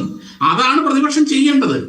അത് ചെയ്യാതെ ഇങ്ങനെയുള്ള കാര്യങ്ങൾ പറഞ്ഞുകൊണ്ട്, പെരിഫറലായിട്ടുള്ള ഇങ്ങനെയുള്ള കാര്യങ്ങൾ പറഞ്ഞുകൊണ്ട് ഇറങ്ങിക്കഴിഞ്ഞാൽ അവർക്ക് കിട്ടാൻ, അതായത് 10-20 വർഷം കഴിഞ്ഞാൽ ഒരു ആന്റി ഇൻകംബൻസിയുടെ എഡ്ജ് പോലും ഇവർക്ക് കിട്ടില്ല. അതാണ് സംഭവിക്കുന്നത്. കാര്യം ഇങ്ങനെയുള്ളവരെ ഞങ്ങൾ എന്തിനു ജയിപ്പിക്കണം, ഇതിനെക്കാട്ടും ഭേദം മറ്റവർ തന്നെയല്ലേ, നമുക്ക് അറ്റ്ലീസ്റ്റ് അനുഭവം ഉണ്ടല്ലോ എന്ന് ജനങ്ങൾ ചിന്തിച്ചാൽ അവരെ കുറ്റം, അവർക്ക് പ്രതീക്ഷ കൊടുക്കണമെന്ന്. അല്ലെ, അനുഭവത്തിന്റെ ഞാൻ ചോദിക്കുന്ന അനുഭവം, താങ്കൾ പറയുന്നത് നേരത്തെയുള്ള ലാലു പ്രസാദ് യാദവിന്റെ ഭരണകാല ഓർമ്മയുള്ള ആൾക്കാരാണ് അവരെല്ലാം, അവരുടെ അല്ലെങ്കിൽ രക്ഷിതാക്കൾ എന്നൊക്കെ പറയുന്നു. എന്നാൽ ലാലു പ്രസാദ് യാദവിന്റെ കാലത്തെക്കുറിച്ചുള്ള ജംഗിൾ രാജാണ് അവിടെ അരങ്ങേറുന്നത്. ക്രൈം കൂടുതലാണെന്നൊക്കെ പറഞ്ഞു. ഇപ്പോഴും ക്രൈം റേറ്റ് എടുത്താൽ ദേശീയ ശരാശരിയേക്കാൾ കൂടുതലാണ് ബീഹാറിൽ. ദാരിദ്ര്യം എടുത്താൽ നമ്മുടെ പല സംസ്ഥാനങ്ങളുടെയും ശരാശരിയേക്കാൾ മേലെയാണ് ബീഹാറിൽ. തൊഴിലില്ലായ്മ പ്രശ്നം മറ്റ് പല സംസ്ഥാനങ്ങളെക്കാളും മേലെയാണ് ബീഹാറിൽ. ഏറ്റവും കൂടുതൽ ആളുകൾ പുറത്തുപോയി ജോലി ചെയ്യുന്ന സംസ്ഥാനങ്ങളെന്നാണ് ബീഹാർ. ഇപ്പോഴും പല ആൾക്കാരും ഇപ്പോൾ ഡൽഹിയിലൊക്കെ പഠിക്കുന്നവർ എവിടുന്നാണ് വരുന്നതെന്ന് ചോദിച്ചാൽ ബീഹാറാണെങ്കിൽ പറയാതിരിക്കാൻ ശ്രമിക്കും. അപ്പോൾ ആ നിലയ്ക്ക് ഭയങ്കരമായൊരു വികാസത്തിലേക്കൊന്നും പോയിട്ടില്ല. കഴിഞ്ഞ ദിവസം നമ്മൾ കണ്ടതല്ലേ, ഒരു BJPയുടെ ജനപ്രതിനിധിയുടെ മുമ്പിൽ ചെളിവെള്ളത്തിലൊരു മനുഷ്യൻ കിടക്കാണ്, ഇത് റോഡാണ് എന്ന് പറഞ്ഞുകൊണ്ട്. അപ്പോൾ ബീഹാർ ഈ ജംഗിൾ രാജിൽ നിന്ന് ഭയങ്കരമായ മുന്നേറ്റം നടത്തി, എല്ലാ ജീവിത മേഖലകളും സമ്പുഷ്ടിക്കപ്പെട്ടു എന്നൊക്കെ പറയാമോ? അഗ്നിവീർ, ഏറ്റവും കൂടുതൽ സൈന്യത്തിലെ ജോലി സ്വപ്നമാക്കി ആൾക്കാർ പ്രയത്നിക്കുന്ന സ്ഥലമാണ് ബീഹാർ. അവിടെ അഗ്നിവീറിൻ്റെ പേരിൽ ഏറ്റവും വലിയ പ്രൊട്ടസ്റ്റ് ഉണ്ടായി. അവിടെയാണോ ജംഗിൾ രാജിൽ നിന്ന് വികസനം കൊണ്ടുവന്നു എന്ന് പറയുന്നത്? എന്ന് മാത്രമല്ല, പഴയ ലാലു പ്രസാദ് യാദവിൻ്റെ അല്ല, അദ്ദേഹത്തിൻ്റെ മകൻ ഉപമുഖ്യമന്ത്രിയായിരുന്ന പ്രൂവ് ചെയ്ത ആളാണ്. അപ്പോൾ അതുകൊണ്ട് പഴയ ലാലുവിൻ്റെ ഭരണകാലം ഓർത്ത് ഇപ്പോഴും ആൾക്കാർ ഭയപ്പെട്ടിരിക്കുകയാണെന്നുള്ള തിയറിയൊക്കെ എന്തുമാത്രം നിൽക്കുന്നതാണ് ഇതിനകത്ത് ഷാബു? അത് എത്രത്തോളം നിൽക്കുന്നതാണ് എന്നുള്ളത് നാളെ നേരം മുടങ്ങുമ്പോൾ നമുക്കറിയാവുന്ന കാര്യമാണ്. ഞാൻ എൻ്റെ ഒരു ഒബ്സർവേഷനാണ് നിഷാദെ പറഞ്ഞത്. ഇത് ശരിയാകാം, തെറ്റാകാം. പക്ഷെ ഇതിപ്പോ ഇനി 10-12 മണിക്കൂറിന്റെ കാര്യമേ ഉള്ളൂ. നമുക്ക് 10-12 മണിക്കൂർ കഴിഞ്ഞാൽ നാളെ നേരം വിളക്കുമ്പോൾ നമ്മുടെ മുമ്പിൽ തെളിയാൻ പോകുന്ന ഒരു ചിത്രമാണ് ഞാൻ പ്രതീക്ഷിക്കുന്നത്. ഞാൻ ഇടയ്ക്ക് ഇന്നത്തെ ഡെവലപ്മെന്റ് ചോദിക്കാം. ശരിയാണ്, താങ്കൾ പറഞ്ഞ 12 മണിക്കൂർ താഴെ ഉള്ളൂ. ഞാൻ ഇന്നത്തെ ഡെവലപ്മെന്റ് ചോദിക്കാം. ഇന്നത്തെ ഡെവലപ്മെന്റ് എന്ന് വെച്ചാൽ അവിടെ ഈ പ്രോസസ് ഒന്നും പ്രോപ്പർ അല്ല എന്ന സംശയം, ജനം ഞങ്ങളുടെ കൂടെയാണെന്ന കോൺഫിഡൻസ് പ്രകടമാക്കുമ്പോൾ തന്നെ ഈ പ്രോസസ്സിൽ മുഴുവൻ കുഴപ്പമാണെന്നുള്ള ഇഷ്യൂ ആവർത്തിച്ചുന്നയിക്കുകയാണ് ആര്? ഈ പ്രതിപക്ഷത്തുള്ള പാർട്ടികളെ, മഹാഗഡ്ബന്ധൻ. എന്നിട്ട് അവരുടെ ദൃശ്യങ്ങൾ പുറത്തുവിടുന്നു. CCTV ഓഫായി, കമ്മീഷൻ സമ്മതിക്കുന്നുണ്ട്. മെഷീൻസ് ഒരു വണ്ടിയിൽ നിറയെ കൊണ്ടുവരുന്നു. അതെങ്ങനെയാണ് സംഭവിക്കുന്നത്? RJD-ക്കാരത് തടയുന്നു. അത് വലിയ വിഷ്വൽസ് ആയിട്ട് ഇന്ത്യ മുഴുവൻ പ്രചരിക്കുന്നു. ഇത് വിശദീകരിക്കപ്പെടേണ്ട പോയിന്റ് അല്ലേ? നോക്കൂ, ഇതിന്റെ നമുക്കറിയാലോ, നമ്മുടെ നാട്ടിലറിയാലോ, നമുക്ക് ബീഹാറിൽ പോകണ്ട, നമുക്കറിയാമല്ലോ ഇവിടെയൊക്കെ എങ്ങനെയാണ് നമ്മുടെ ഈ ബാലറ്റ് മെഷീൻ സൂക്ഷിക്കുന്നത് എന്നുള്ള. വോട്ടിംഗ് മെഷീൻ ബാലറ്റ് യൂണിറ്റ് സൂക്ഷിക്കുന്നത് എങ്ങനെയാണ്, കൗണ്ടിംഗ് യൂണിറ്റ് സൂക്ഷിക്കുന്നത് എങ്ങനെയാണ്? ഓരോ മെഷീനും സീൽ ചെയ്ത്, ആ റൂം സീൽ ചെയ്ത്, ആ കെട്ടിടം സീൽ ചെയ്ത്, അത് കഴിഞ്ഞ് 24 മണിക്കൂറും സർവ്വ പാർട്ടികളുടെ ആൾക്കാർ അവിടെ ചുറ്റും അടയിരുന്ന് ഇങ്ങനെയൊക്കെയാണ് ഈ കൗണ്ടിംഗ് ഇവിടെ നടക്കുന്നത്. അതും പോരാനായിട്ടാണ് ഇതിന്റെ ഉള്ളിൽ CCTV ക്യാമറ വെച്ചിരിക്കുന്നത്. ആ CCTV ക്യാമറ അരമണിക്കൂർ കൊണ്ട് അരമണിക്കൂർ ഒന്ന് നിന്ന് പോയാൽ, അല്ലെങ്കിൽ സാങ്കേതിക കാരണം കൊണ്ട് നിന്ന് പോയാൽ, ഇത്രയും സീലും പൊളിച്ച് ഇത്രയും ആൾക്കാരുടെ കണ്ണും വെട്ടിച്ച് ഇതിൻ്റെ അകത്തുനിന്ന് ഇത് തുറന്നെടുത്ത് അതിൻ്റെ അകത്ത് മാനിപ്പുലേഷൻ നടത്താൻ കഴിയും എന്നൊക്കെ നിങ്ങൾ വിശ്വസിക്കുന്നുണ്ടെങ്കിൽ അത് നിങ്ങൾക്ക് ഭ്രാന്തായി കഴിഞ്ഞു എന്ന് എനിക്ക് പറയാനുണ്ട്. ശരി. അല്ല, നിജേഷ്, അതിന്റെ മറുപടി എന്താണ്? അങ്ങനെയൊക്കെ ഇന്ത്യയിൽ ഇപ്പോൾ എത്ര കോടി മനുഷ്യരുണ്ട്, എത്ര കോംപ്ലക്സ് ആയിട്ടുള്ള ഒരു വോട്ടിംഗ് കമ്മ്യൂണിറ്റി ഉള്ള സ്ഥലമാണ്, എത്ര വലിയ പ്രോസസ്സാണ് ഈ വോട്ടിംഗ് പ്രോസസ്സ് എന്ന് പറയുന്നത്. അതിനകത്ത് റിഗ് ചെയ്യാം, മാനിപ്പുലേറ്റ് ചെയ്യാം എന്നൊക്കെ വിചാരിക്കുന്നത് കഥകളിലേതുപോലെയാണ് എന്ന് പറയുകയാണ് ഷാബു. അല്ല, ഒരു വീട്ടിനകത്ത് 600 വോട്ട് താമസിക്കാൻ പറ്റാത്തത് ഉള്ള വോട്ടർ പട്ടിക ഇന്ത്യയിലുണ്ട് എന്നുള്ളത് തെളിവ് സഹിതം മുന്നോട്ട് വെച്ചു. അങ്ങനെ വലിയ വർധനവുണ്ടെങ്കിൽ അത് പരിശോധിക്കേണ്ട സംവിധാനം ഇവിടെയുണ്ട്. ഈ സംവിധാനത്തെ അട്ടിമറിച്ചുകൊണ്ട് ഇങ്ങനെ വോട്ടർമാരെ കുത്തി നിറച്ച വോട്ടർ പട്ടിക ഇന്ത്യയിലുണ്ട് എന്നുള്ളത് ഒരു യാഥാർത്ഥ്യമാണ്. ഈ ജനകോടികളുള്ള സ്ഥലത്തിനല്ലേ ഇത് സംഭവിച്ചത്? അത് തിരിച്ചറിയാൻ ഒരൽപ്പം വൈകിപ്പോയി എന്നല്ലേ. ഒരു ബാംഗ്ലൂരിലെ ഒരു MP ജയിച്ചത് ഒരു മണ്ഡലത്തിൽ 1,00,000-ലധികം വോട്ടുകളെ തള്ളിക്കയറ്റിക്കൊണ്ടാണ് എന്ന് തെളിവ് സഹിതം മുന്നോട്ട് വെച്ചിട്ട് ആ മഹാദേവപുരയെ പറ്റി ഒരു വാക്ക് തെരഞ്ഞെടുപ്പ് ബിഷപ്പിന് മിണ്ടിയോ? ഇതല്ലേ യാഥാർത്ഥ്യം. ഇങ്ങനെയൊക്കെ സംഭവിക്കുന്നിടത്ത് എങ്ങനെ ഈ വോട്ടർ പട്ടിക നമ്മുടെ കൗണ്ടിംഗ് സ്റ്റേഷനിലേക്ക് പോകുന്ന വണ്ടിയുടെ അവിടേക്ക് വണ്ടി പോകുന്ന സമയത്ത് അരമണിക്കൂർ എങ്ങനെ ലൈറ്റ് ഓഫായി, നമ്മുടെ CCTV ഓഫായി പോയി? ടെക്നിക്കൽ എറർ എന്ന് പറയാൻ പറ്റുമോ? ടെക്നിക്കൽ എറർ കൊണ്ട് ആ ടെക്നിക്കൽ എററിലാണ് ഇത് സംഭവിച്ചത് എന്ന് RJD പറയുന്നു. രാത്രി വരുന്ന വണ്ടി അവിടെ തടഞ്ഞിടുന്നു. രാത്രി വണ്ടി തടഞ്ഞിടും. ഇവിടെ മാത്രമല്ല സംഭവിച്ചത്, നേരത്തെയും ആസാമിനെ പോലെയുള്ള സംസ്ഥാനങ്ങളിൽ ഇതിനെ സംഭവിച്ചിരുന്നു. വഴിയിൽ നിന്ന് നമ്മൾക്ക് മെഷീൻ കിട്ടിയ സാധനം ഉണ്ടായിരുന്നു. ഇതൊക്കെ ഇന്ത്യ രാജ്യത്ത് സംഭവിച്ചിട്ടുണ്ട്. ഈ തട്ടിപ്പും വെട്ടിപ്പും ഒക്കെ നടന്ന രാജ്യം തന്നെയാണ് ഇന്ത്യ. അപ്പൊ അതിനെ പ്രതിരോധിക്കാൻ, ഒരു പരിധിവരെ പ്രതിരോധിക്കാൻ സാധിക്കുന്നിടത്ത് പ്രതിപക്ഷ കക്ഷികൾ ജയിക്കാറുണ്ട്. അത് പ്രതിരോധിക്കാൻ സാധിക്കാത്തിടത്ത് ഏകപക്ഷീയമായ വിജയം ഉണ്ടാവാറുണ്ട്. നമ്മൾക്കൊക്കെ അറിയാവുന്നതാണ്, BJP ഇത് തുടങ്ങുന്നതിന് മുമ്പ്, ഈ ഒരു പരിപാടി തുടങ്ങുന്നതിന് മുമ്പ് BJP എന്താ ചെയ്തത്? ജയിച്ചു വന്ന MLA-മാരെ ED, CBI ഒക്കെ ഉപയോഗിച്ചുകൊണ്ട് എങ്ങനെയെങ്കിലും ഭീഷണിപ്പെടുത്തി വരുതിയിലാക്കിക്കൊണ്ടല്ലേ ഒരുപാട് സ്റ്റേറ്റ്, ഗോവ അടക്കം, മേഘാലയ അടക്കം, അരുണാചൽ അടക്കം, മണിപ്പൂർ അടക്കം, അസം അടക്കമുള്ള സംസ്ഥാനങ്ങളിലേക്ക് ഇടിച്ചു കയറിയത്. അതൊരു പരിധിവരെ അവസാനിപ്പിക്കാൻ, ഓപ്പറേഷൻ ലോട്ടസ് എന്ന കുപ്രസിദ്ധമായ പ്രയോഗം ഒരു പരിധിവരെ അവസാനിപ്പിക്കാൻ കഴിഞ്ഞപ്പോഴാണ് അടുത്ത പണി തുടങ്ങിയത്. അടുത്ത പണി നമ്മൾ പോലും അറിയാത്ത രീതിയിൽ തെരഞ്ഞെടുപ്പിനകത്തേക്ക് ഇടിച്ചു കയറിക്കൊണ്ട്, വോട്ടർ പട്ടികയ്ക്കകത്ത് ഇടിച്ചു കയറിക്കൊണ്ട് നടന്നു. കേരളത്തിൽ അത് സംഭവിച്ചില്ലേ? BJPയുടെ സംസ്ഥാന സെക്രട്ടറി പൊന്നാനിക്കാരൻ ഉണ്ണികൃഷ്ണൻ തൃശ്ശൂരിലെ കേരളവർമ്മ കോളേജിലെ ഒരു കൗൺസിലറുടെ വീടിനകത്ത് വോട്ട് ചേർത്തി എന്നുള്ള ആരോപണം വന്നിട്ട് ഒരക്ഷരം മിണ്ടിയോ? അവർ സത്യവാങ്മൂലം കൊടുത്തില്ല. എന്റെ വീട്ടിലാണ് തൃശ്ശൂരിലെ പൊന്നാനിക്കാരൻ ഉണ്ണികൃഷ്ണൻ താമസിക്കുന്നത്. കോഴിക്കോട് K. സുരേന്ദ്രന്റെ സ്വന്തം മണ്ഡലത്തിലെ കക്ഷി തൃശ്ശൂരിൽ പോയി വോട്ട് ചെയ്തിട്ടുണ്ട് എന്ന് ചരിത്രത്തിൽ പറഞ്ഞപ്പോൾ നമ്മുടെ കേരളത്തിൽ അത് സംഭവിച്ചോ എന്നല്ലേ ചോദിച്ചത്. അപ്പൊ കൊച്ചു കേരളത്തിൽ പോലും ഇങ്ങനെ പ്ലാൻഡായി ജനാധിപത്യം അട്ടിമറിക്കാനുള്ള ശ്രമങ്ങൾ നടത്തുകയും ഒരു പരിധിവരെ അതിൽ വിജയിക്കുകയും ചെയ്തു എന്നുള്ള യാഥാർത്ഥ്യമാണ്. അപ്പൊ ഇന്ത്യയിൽ നടക്കില്ല എന്നാണ്. പിന്നെ അദ്ദേഹം ഷാബു പ്രസാദ് പറഞ്ഞു, ഇങ്ങനെ പെരിഫറലായ കാര്യം, ഇന്ത്യയിലെ പൗരന്റെ ഏറ്റവും വലിയ അവകാശങ്ങൾ ഒന്നല്ലേ വോട്ടവകാശം. ഷാബു പ്രസാദിനത് പറയാം, കാരണം അദ്ദേഹത്തിന് വോട്ട് നഷ്ടപ്പെടില്ല.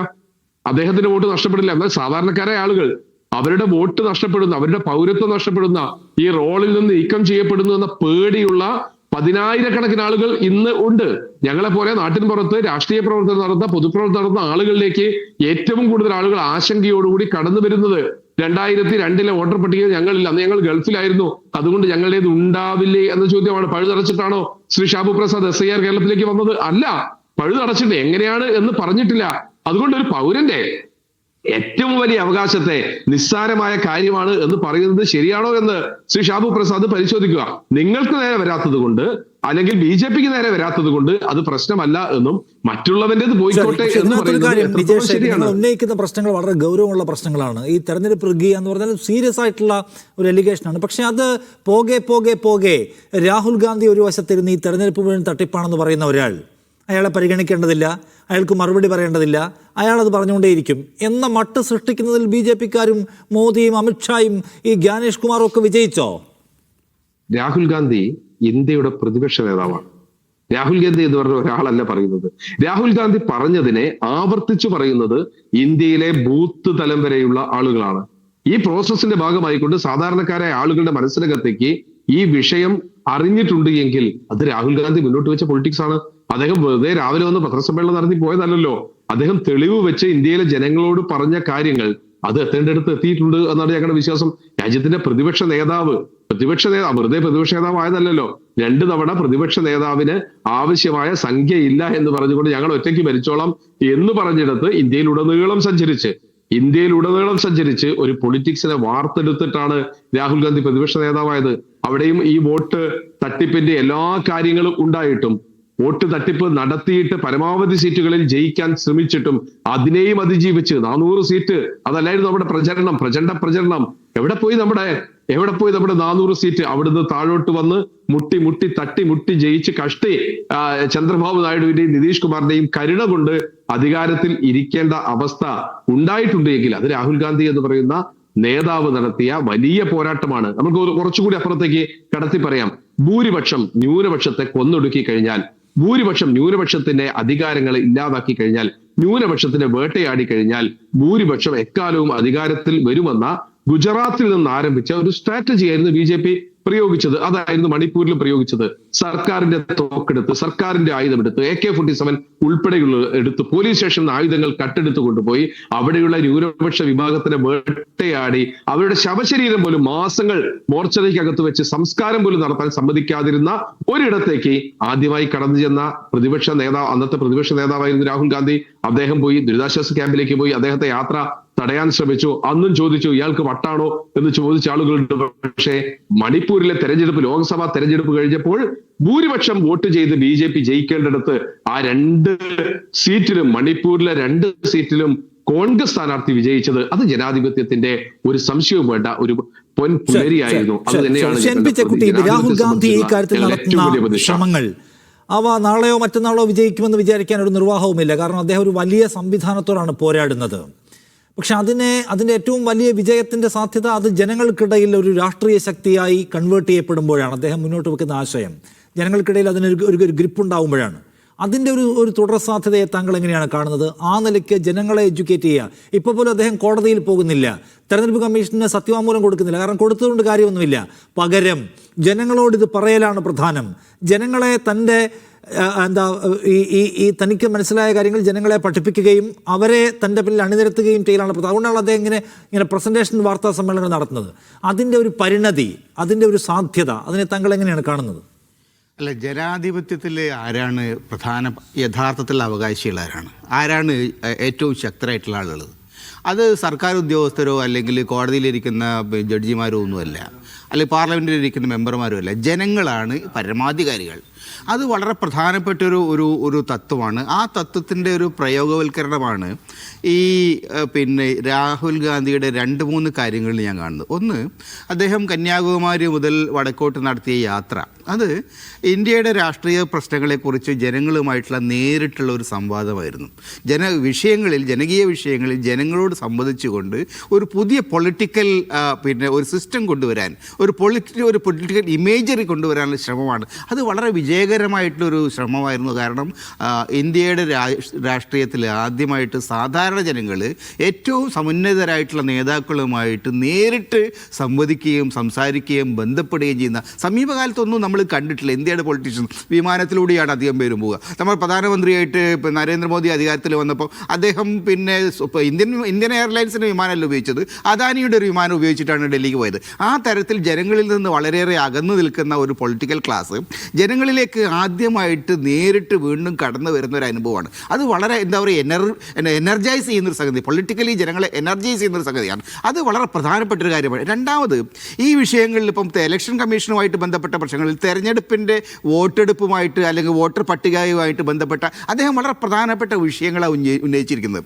ഇപ്പം ആലാന്ത് എന്ന് പറയുന്ന കർണാടകയിലെ ഒരു മണ്ഡലത്തിൽ യഥാർത്ഥത്തിൽ ഈ വോട്ടർമാരെ ഒഴിവാക്കാൻ വേണ്ടി ഇലക്ഷൻ കമ്മീഷൻ്റെ വെബ്സൈറ്റിലേക്ക് നിങ്ങൾക്ക് ഓൺലൈനായിട്ട് അപേക്ഷ കൊടുക്കാമായിരുന്നു. അതൊരു ഓപ്പണിംഗ് അവിടെ വെച്ചിരുന്നു. അത് വെച്ചുകൊണ്ട് ആയിരക്കണക്കിന് ആളുകളെ പുറത്താക്കിയപ്പോഴാണ് BJPയുടെ സ്ഥാനാർത്ഥി അവിടെ ജയിച്ചത്. പിന്നീട് കോൺഗ്രസിൻ്റെ സ്ഥാനാർത്ഥി അത് കണ്ടെത്തി അതിനെതിരായിട്ട് നടപടികൾ സ്വീകരിച്ചപ്പോൾ അതങ്ങ് ബ്ലോക്ക് ചെയ്തു. 85 രൂപ വെച്ചിട്ട് കൊടുത്തിട്ടാണ് ഈ ആളുകളെ പുറത്താക്കുന്ന പരിപാടി എടുത്ത്. അടുത്ത തെരഞ്ഞെടുപ്പ് മറ്റേ കോൺഗ്രസ്സുകാരൻ ജയിച്ചു. അപ്പോൾ ആ തരത്തിൽ വളരെ സ്പെസിഫിക് ആയിട്ടുള്ള ആരോപണങ്ങളാണ് ഉയർന്നു വന്നിരിക്കുന്നത്. വളരെ ക്ലിയർ കട്ടായിട്ടുള്ള ആരോപണങ്ങളാണ് ഉയർന്നു വന്നിരിക്കുന്നത്. അത് രാഷ്ട്രീയമായിട്ട് തന്നെ നേട്ടം കൊയ്തിരിക്കുന്നത് ഇന്ത്യയിൽ ഇന്ത്യയിൽ BJP ആണെന്ന് അദ്ദേഹം വളരെ കൃത്യമായിട്ട് എസ്റ്റാബ്ലിഷ് ചെയ്തത്. അപ്പോൾ അതുകൊണ്ട് ആ വിഷയങ്ങളിൽ ഇലക്ഷൻ കമ്മീഷനിൽ പോയിട്ട് കാര്യമില്ല, ആ വിഷയങ്ങൾ കോടതിയിൽ പോയിട്ട് കാര്യമില്ല, ആ വിഷയങ്ങൾ ജനങ്ങളുമായിട്ട് സംബന്ധിച്ചുകൊണ്ട് ഒരു ജനകീയ പ്രതിരോധം ഉണ്ടാക്കിയെടുക്കുക. അത് വളരെ പ്രധാനപ്പെട്ട ഒരു പൊളിറ്റിക്കൽ ലെസനാണ്. ആ പൊളിറ്റിക്കൽ ലെസൺ ജനങ്ങളുമായിട്ടുള്ള നേരിട്ടുള്ള ബന്ധത്തിലുള്ള രാഹുൽ ഗാന്ധി കൊണ്ടുവരുന്നുണ്ട്. വളരെ വിഷമം പിടിച്ച ഒരു പ്രക്രിയയാണ്, ഒരുപാട് ബുദ്ധിമുട്ടുകളുള്ളതാണ്. പക്ഷേ ആ തരത്തിലൂടെ മാത്രം ഒരു ക്ലെൻസിങ് പ്രോസസ്സ്, ഒരു വൃത്തിയാക്കൽ ഈജിയൻ തൊഴുത്താണത്. ഈ ഈജിയൻ തൊഴുത്ത് വൃത്തിയാക്കണമെങ്കിൽ വളരെ പാടുപെട്ട് തന്നെ ഒരു ക്ലെൻസിങ് പ്രോസസ്സ് വേണം. അത് രാഹുൽ ഗാന്ധി നടത്തുന്നുണ്ടെന്നുള്ളത് ഞാൻ അതിനെ വളരെയേറെ ബഹുമാനത്തോടുകൂടിയാണ്. അദ്ദേഹം നടത്തുന്ന മൂവ്മെന്റിന് എൻറ്റയർ കോൺഗ്രസ് പാർട്ടിയുടെ സിസ്റ്റം മൊത്തം അതിലൂടെ ചലിക്കുക, ഇന്ത്യ സഖ്യത്തിലെ പാർട്ടികളെല്ലാം അതിന്റെ ഗൗരവം മനസ്സിലാക്കി അവരവരുടെ റോൾ നിർവഹിക്കുക എന്നതിലേക്ക് അതിന്റെ സംഗതികൾ മൊത്തം എത്തിയിട്ടുണ്ട്. ഒരു ജനകീയ മൂവ്മെന്റ് ഉണ്ടാക്കുക എന്ന് വെച്ചാൽ അതിന് നന്നായി പണിയെടുക്കണം.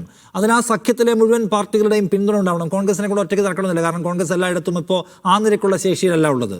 സോ അതിനകത്തൊരു ഐക്യം സൃഷ്ടിക്കുക, ഇതാണ് മർമ്മപ്രധാനമായ സംഗതി. നമ്മൾ രാഷ്ട്രീയം കളിക്കുന്നത് തെരഞ്ഞെടുപ്പ് മത്സരിക്കാനാണ്, ജയിക്കാനാണ്. ആ ജയിക്കാനുള്ള പ്രോസസ്സ് മൊത്തം അട്ടിമറിക്കപ്പെട്ടിരിക്കുന്നു. അതുകൊണ്ട് നിങ്ങൾക്ക് രാഷ്ട്രീയത്തിൽ പ്രവർത്തിക്കാൻ താല്പര്യമുണ്ടെങ്കിൽ നിങ്ങൾ ആദ്യം ഇത് കറക്റ്റ് ചെയ്യണം എന്ന മൗലിക പ്രശ്നത്തിലേക്ക് ഈ ചേരിയിലെ മുഴുവൻ കക്ഷികളെയും എത്തിക്കാൻ പ്രയോറിറ്റി അവിടെ കൊണ്ടുവരുന്നതിൽ ഇവർക്ക് വിജയിക്കാൻ പറ്റിയിട്ടുണ്ടോ? അല്ല, കോൺഗ്രസിനകത്ത് അദ്ദേഹം വിജയിച്ചിട്ടുണ്ടോ വെച്ച് കഴിഞ്ഞാൽ എനിക്ക് തോന്നുന്നില്ല. കോൺഗ്രസ് പാർട്ടിയെ എനർജൈസ് ചെയ്യുന്നതിലേക്ക് ഒരു വലിയ പരിധി വരെ ദൈവത്തിന് പോലും സാധിക്കാത്തൊരവസ്ഥ. അല്ലെങ്കിൽ ഞാൻ ചോദിക്കട്ടെ, ഇപ്പോഴും കോൺഗ്രസിൻ്റെ വർക്കിംഗ് കമ്മിറ്റി മെമ്പറായിട്ടുള്ള ഒരാൾ നരേന്ദ്രമോദിയുടെ ഇതിഹാസങ്ങളെക്കുറിച്ചാണ് ഇപ്പോഴും പറയുന്നത്. അപ്പോൾ ആ തരത്തിൽ കോൺഗ്രസ് പാർട്ടിയെ സംബന്ധിച്ചിടത്തോളം അതിനകത്ത് ആഭ്യന്തരമായ പ്രശ്നങ്ങളുണ്ട്. ഒരു 10-50 കൊല്ലക്കാലം അധികാരത്തിലിരുന്നതിൻ്റെ എല്ലാ ദുരന്തങ്ങളും ഇന്ന് ആ പാർട്ടിയെ വെടിവെട്ടയായിരുന്നു. പക്ഷേ ഇന്ത്യയെ സംബന്ധിച്ചിടത്തോളം മറ്റൊരു ഓപ്ഷൻ നിങ്ങളുടെ മുമ്പിലില്ല, നിങ്ങൾക്കൊരു ഓൾട്ടർനേറ്റീവ് ഇല്ല. അതുകൊണ്ട് കോൺഗ്രസിനെ റിവൈവ് ചെയ്യാനുള്ള ശ്രമം തന്നെയാണ് ഇന്ന് നടന്നുകൊണ്ടിരിക്കുന്നത്. അത് വിജയിക്കുമെന്ന് ഞാൻ കരുതുന്നത്. കൂടെ നിൽക്കുന്ന രാഷ്ട്രീയ കക്ഷികൾ കോൺഗ്രസുമായിട്ട് ആർക്കും വലിയ തർക്കങ്ങളുള്ളതായിട്ട് ഞാൻ കണ്ടിട്ടില്ല. കാരണം ഇപ്പം RJD ആയാലും ശരി, മറ്റു രാഷ്ട്രീയ കക്ഷികളായാലും ശരി, കോൺഗ്രസുമായിട്ട് ഒത്തുപോകാൻ തന്നെയാണ് ശ്രമിക്കുന്നത്. തർക്കങ്ങളുണ്ടാവും, എന്നിരുന്നാൽ പോലും കോൺഗ്രസുമായിട്ട് യോജിച്ചുകൊണ്ട് ഒരു കൃത്യമായിട്ടുള്ള ഒരു പൊളിറ്റിക്കൽ ഒരു സ്പേസ് ഉണ്ടാക്കിയെടുക്കുന്നതിൽ മറ്റു രാഷ്ട്രീയ കക്ഷികൾ യോജിച്ചു വരുന്നുണ്ട്. പൂർണ്ണമായിട്ടൊന്നും പറയാൻ കഴിയില്ലെങ്കിലും ഒരു കൃത്യമായിട്ടുള്ള ദിശാബോധത്തോടു കൂടിയുള്ള രാഷ്ട്രീയ പ്രവർത്തനം നടത്തിക്കൊണ്ടിരിക്കുന്നുണ്ട് എന്ന് ഇന്ത്യയുടെ പ്രതിപക്ഷ നേതാവ് എന്ന കാര്യത്തിൽ ഒരു സംശയമില്ല. ശരി, ഞാൻ ഒരു ബ്രേക്ക് എടുക്കണം, വേഗം തിരിച്ചു വരാം, ഇടവേള.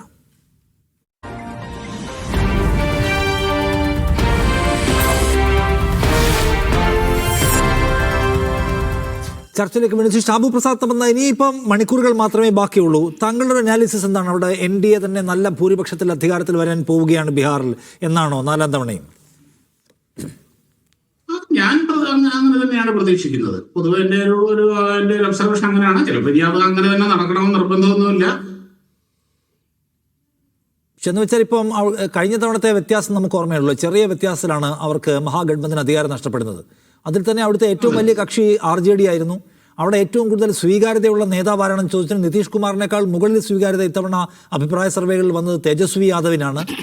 ഇതെല്ലാം കാണുമ്പോഴും ഇല്ല NDA വരും എന്ന് കാണുന്നതിന്റെ കാരണം എന്താണ്? അതിന്റെ കാരണം താങ്കൾ കാണുന്നത് മോദി ഫാക്ടറാണോ? സോറി, അല്ല, ഈ അഭിപ്രായ സർവേകളിൽ നിങ്ങൾ കാണുമ്പോൾ തേജസ്വി യാദവിനെ കാണുന്നു എന്ന് പറയുമ്പം അഭിപ്രായ സർവേകളെ എല്ലാം നിങ്ങൾ വിശ്വസിക്കണം, എല്ലാ അഭിപ്രായം. അപ്പൊ നമുക്ക് ഈ സൗകര്യമുള്ള പോലെ സെലക്റ്റീവായിട്ട് എടുത്ത് വിശ്വസിക്കേണ്ട കാര്യമുണ്ടോ? ഇനിയിപ്പോ ഇത്രയല്ലേ ഉള്ളൂ നിഷാദേ. ഇനിയിപ്പോ നാളെ സംഭവം വരാൻ പോവുകയാണ്. ഞാൻ പ്രതീക്ഷിക്കുന്നുണ്ട് അവിടെ NDA നല്ല ഞാൻ ചോദിക്കുന്നത് അതിന്റെ ഒരു താങ്കൾ കാണുന്ന ഒരു കീ ഫാക്ടർ എന്താണ്? എന്തുകൊണ്ട് NDA ആവർത്തിക്കപ്പെടും? തുടക്കത്തിൽ താങ്കൾ പറഞ്ഞത് ഈ പ്രതിപക്ഷത്തോടുള്ള ഒരു വിയോജിപ്പാണെന്ന്. പ്രതിപക്ഷത്തോടുള്ള വിയോജിപ്പ് മാത്രമായിരിക്കുമോ എപ്പോഴും ഒരു സർക്കാരിന്റെ തുടർച്ചയ്ക്ക് കാരണം? ഒരു സർക്കാർ ഏറ്റവും നല്ല നിലയ്ക്ക് പ്രവർത്തിക്കുക, വെൽഫെയർ സ്കീമുകൾ സെറ്റായി നടത്തുക, അപ്പോഴാ ജനങ്ങൾ തുടർച്ചയ്ക്ക് വോട്ട് ചെയ്യുക. അല്ലാതെ പ്രതിപക്ഷം വന്നു കളയുമോ എന്നുള്ള ഭയപ്പാടിലൊക്കെ ഒരു സർക്കാർ എത്രമേൽ ജനവിരുദ്ധമായാലും അതിനെ തുടരാൻ സമ്മതിക്കില്ല. ഞാൻ പറഞ്ഞതിനെ നിങ്ങൾ വളച്ചൊടിക്കണ്ട. ഞാൻ പറഞ്ഞ അങ്ങനെയല്ല. അതായത് ഇവിടെ ഈ ഒരു ആന്റി ഇൻകംബൻസി ഫാക്ടർ ഉണ്ടാവില്ലേ 10-20 വർഷം ഭരിച്ചപ്പോൾ? അപ്പോൾ തീർച്ചയായിട്ടും ഉണ്ടാകാനുള്ള സാധ്യതയുണ്ട്. ജനങ്ങൾക്കൊരു മാറ്റം വേണമെന്ന് ആഗ്രഹം ഉണ്ടാകും. ഇനി എത്ര നന്നായിട്ട് ഭരിക്കുന്ന സർക്കാരാണെങ്കിലും അതിനൊരു സാധ്യതയുണ്ട്. ആ സാധ്യതയെ നന്നായിട്ട് യൂസ് ചെയ്തു വരാൻ പറ്റിയ ഒരു പ്രതിപക്ഷം അവിടെ ഇല്ല എന്നാണ് ഞാൻ പറഞ്ഞത്. അല്ലാതെ അവരെ സംബന്ധിച്ചിടത്തോളം ഈ ലാലു പ്രസാദിന്റെ 10-15 വർഷത്തെ കാട്ടുഭരണവും ഈ കഴിഞ്ഞ 10-20 വർഷത്തെ ഭരണവും തമ്മിലുള്ള വലിയൊരു കമ്പാരിസൺ അവരുടെ മുമ്പിലുണ്ട്. അത് പറയുമ്പോൾ ഞാൻ ചോദിക്കുന്നത് കാട്ടുഭരണത്തെ കുറിച്ചുള്ള കഥ പറയുമ്പോൾ ഇപ്പൊ അവിടുത്തെ ഏറ്റവും വലിയ കക്ഷി ഏതാണ്? RJD ആണ്. ആയിക്കോട്ടെ, പക്ഷെ ആരാണെന്ന് ഭരിക്കുന്നത്? ഏത് മുന്നണിയാണ് ഭരിക്കുന്നത്? അല്ല, ഭരിക്കുന്ന ആരെയാണ് ചെറിയ എഡ്ജിൽ മറ്റേ മുന്നണി ഭരിക്കുന്നുണ്ട്. താങ്കൾ പറഞ്ഞ പോയിന്റുമായിട്ട് ഇത് മാച്ച് ആവണ്ടേ? അതായത് ആളുകൾക്ക് ആ പഴയ ജംഗിൾ രാജിനെ ഭയമാണ്, ലാലു പ്രസാദ് യാദവിന്റെ കുടുംബത്തോട് വിയോജിപ്പാണെന്നൊക്കെ പറയുമ്പോൾ which is the single largest കക്ഷി എന്ന് ചോദിച്ചാൽ ഏതാണ്? ഇപ്പൊ ഭരിക്കുന്ന സർക്കാരിലെ സിംഗിൾ ലാർജസ്റ്റ് കക്ഷി BJP ആണ് എന്നതുപോലെ സിംഗിൾ ലാർജസ്റ്റ് കക്ഷി അവരാണ്. അല്ല, അവർ ഭരണത്തിന് പുറത്തായിട്ട് 20 കൊല്ലമായി. ഞാൻ സമ്മതിക്കുന്നു. പക്ഷെ അവരെ ജനങ്ങൾ കംപ്ലീറ്റ് ആയിട്ട് വൈപ്പ് ചെയ്ത് കളഞ്ഞോ? ഇല്ല. കണക്ക് നോക്കുമ്പോഴേ vote percentage and seat number wipe out ആയിട്ടുണ്ട് എന്ന് ഞാൻ പറഞ്ഞില്ല. പക്ഷേ ജനങ്ങൾക്ക് അവിടെ ഞാൻ മനസ്സിലാക്കുന്നത് അവിടുത്തെ ജനങ്ങൾക്ക് സ്വീകാര്യമായിട്ടുള്ളത്, ഇപ്പോഴത്തെ അവസ്ഥയിൽ സ്വീകാര്യമായിട്ടുള്ളത് NDA ഭരണം തന്നെയാണ് എന്നാണ് ഞാൻ മനസ്സിലാക്കുന്നത്. ഞാൻ ചോദിക്കുന്നത് അതിന് താങ്കൾ സർക്കാരിൽ എന്തെങ്കിലും പോസിറ്റീവ് സംഗതികൾ കാണുന്നുണ്ടോ, അതോ ഈ പറയുന്ന ലാലു വിരോധം കൊണ്ട്, കോൺഗ്രസ് വിരോധം കൊണ്ട് BJP, ലാലു വിരോധം കൊണ്ട് അവിടെ NDA? അതായത് അവിടെ ബീഹാറിൽ വലിയ തോതിൽ വികസനം വന്നിട്ടുണ്ട്. അവിടെ നല്ല രീതിയിൽ വികസനം വന്നിട്ടുണ്ട്. അവിടുത്തെ ഇപ്പൊ നിങ്ങൾ പറഞ്ഞ പോലെ ക്രൈം റേറ്റ് ഒക്കെ ഉണ്ട്. പക്ഷെ അവിടെ ഉണ്ടായിരുന്ന ആ ഗുണ്ടാ രാജ് എന്ന് പറയുന്ന സംഭവം ഏതാണ്ട് അവസാനിച്ചിട്ടുണ്ട്. ക്രൈം റേറ്റ് ഉണ്ട്. എവിടെയാണ് ക്രൈംസ് ഇല്ലാത്തത്? ഇപ്പൊ ഈ പറഞ്ഞ പോലെ നമ്മുടെ ഏറ്റവും പ്രബുദ്ധമായ സംസ്ഥാനമായ കേരളത്തിൽ എന്താ ക്രൈംസ് ഉണ്ട്? അങ്ങനെ ഒരുപാട് ഘടകങ്ങൾ അവിടെ ഉണ്ട്. വലിയ സംസ്ഥാനമാണ് ബീഹാർ. അപ്പൊ അത് സ്വാഭാവികമായിട്ട് അത് കൂടും.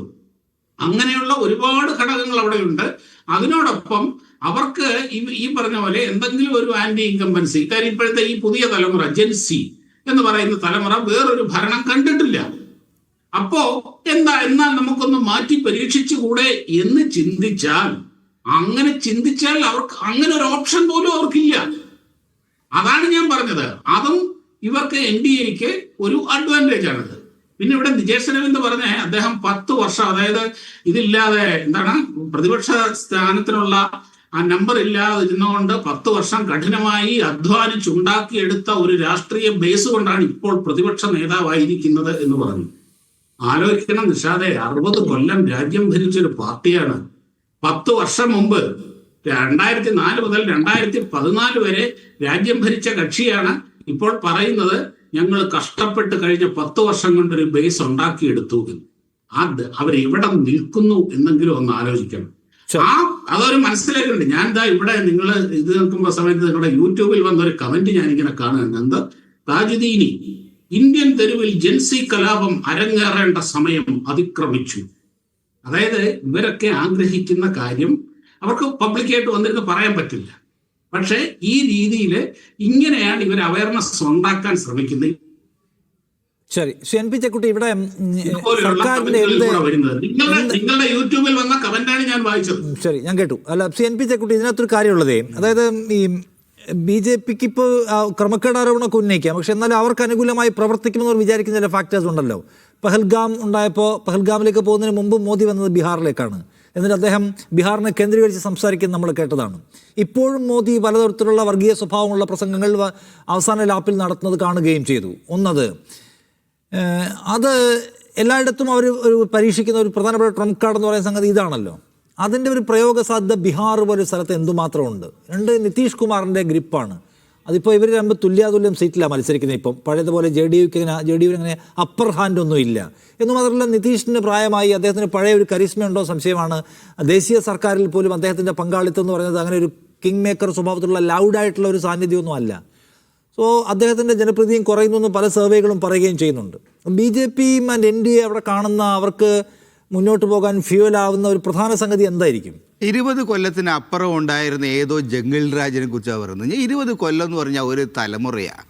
ഏതാണ്ട് 18 വയസ്സായ ആളുകൾക്ക് കൂടെ വോട്ട് കിട്ടും. അതായത് ഈ ജംഗിൾ രാജ്യം കഴിഞ്ഞ 5 വർഷം കഴിഞ്ഞ ആളുകളാണ് ഈ ഇലക്ഷനിൽ വോട്ട് ചെയ്യുന്നത്. പിന്നെ എങ്ങനെയാണ് ഇവർ ജംഗിൾ രാജിനെ ചോർക്കുന്നത്? അപ്പോൾ യഥാർത്ഥത്തിൽ അവർ ഇന്ത്യയിലെ പൊളിറ്റിക്കൽ സിറ്റുവേഷനിൽ കണ്ടംപററി സിറ്റുവേഷനെ കുറിച്ചാണ് ആളുകൾ കൺസേൺ ആവുന്നത്. അല്ലാണ്ട് 20 കൊല്ലം മുമ്പ് 25 കൊല്ലം മുമ്പ് രാജ്യത്ത് എന്തായിരുന്നു അവസ്ഥ നോക്കിയിട്ട് ആരാ വോട്ട് ചെയ്യുന്നത്? ഇത് റിയാലിറ്റി ആയിട്ട് ഒരു തരത്തിലുള്ള ബന്ധമില്ലാത്ത ഒരു ക്യാമ്പയിനാണ് അവർ നടത്തുന്നത്. അതാണ് ഒന്നാമത്തെ കാര്യം. രണ്ടാമത്തെ പ്രശ്നം, ഈ തെരഞ്ഞെടുപ്പിൽ BJPക്ക് ചില പരിക്കുകൾ ഉണ്ടാവും എന്ന് ഏറ്റവും കൂടുതൽ ബോധ്യപ്പെട്ട ഒരാളാരാ? അത് നരേന്ദ്രമോദിയാണ്. അതുകൊണ്ടാണ് തെരഞ്ഞെടുപ്പിൻ്റെ 1ാം ഘട്ടത്തിൻ്റെ സമയത്ത് അദ്ദേഹം ഒരു പ്രസംഗം നടത്തി. ആ പ്രസംഗം 150 കൊല്ലം മുമ്പുണ്ടായിരുന്ന ഈ വന്ദേ മാതരം എന്ന് പറയുന്ന കോൺട്രവേഴ്സി ആയിട്ട് ബന്ധപ്പെട്ടാണ്. വന്ദേ ഭാരത് 1937 ഇന്ത്യൻ നാഷണൽ കോൺഗ്രസ് ദേശീയ ഗാനമായിട്ട് അംഗീകരിച്ചതാണ്. അത് രവീന്ദ്രനാഥ്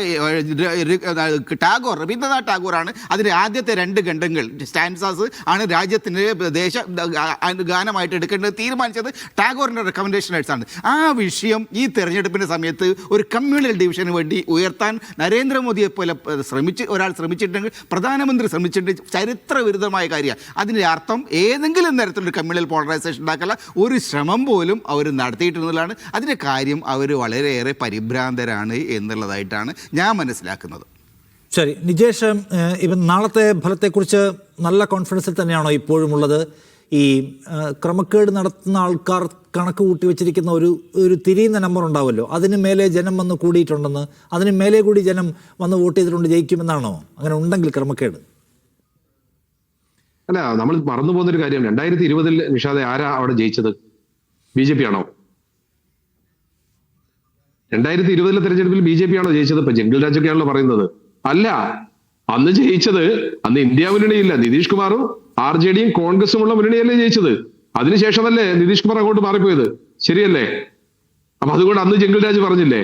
അപ്പൊ അതുകൊണ്ടൊന്നും ബീഹാറിലെ രാഷ്ട്രീയത്തിൽ ആ സാധനമൊന്നും അല്ല. അന്ന് 2020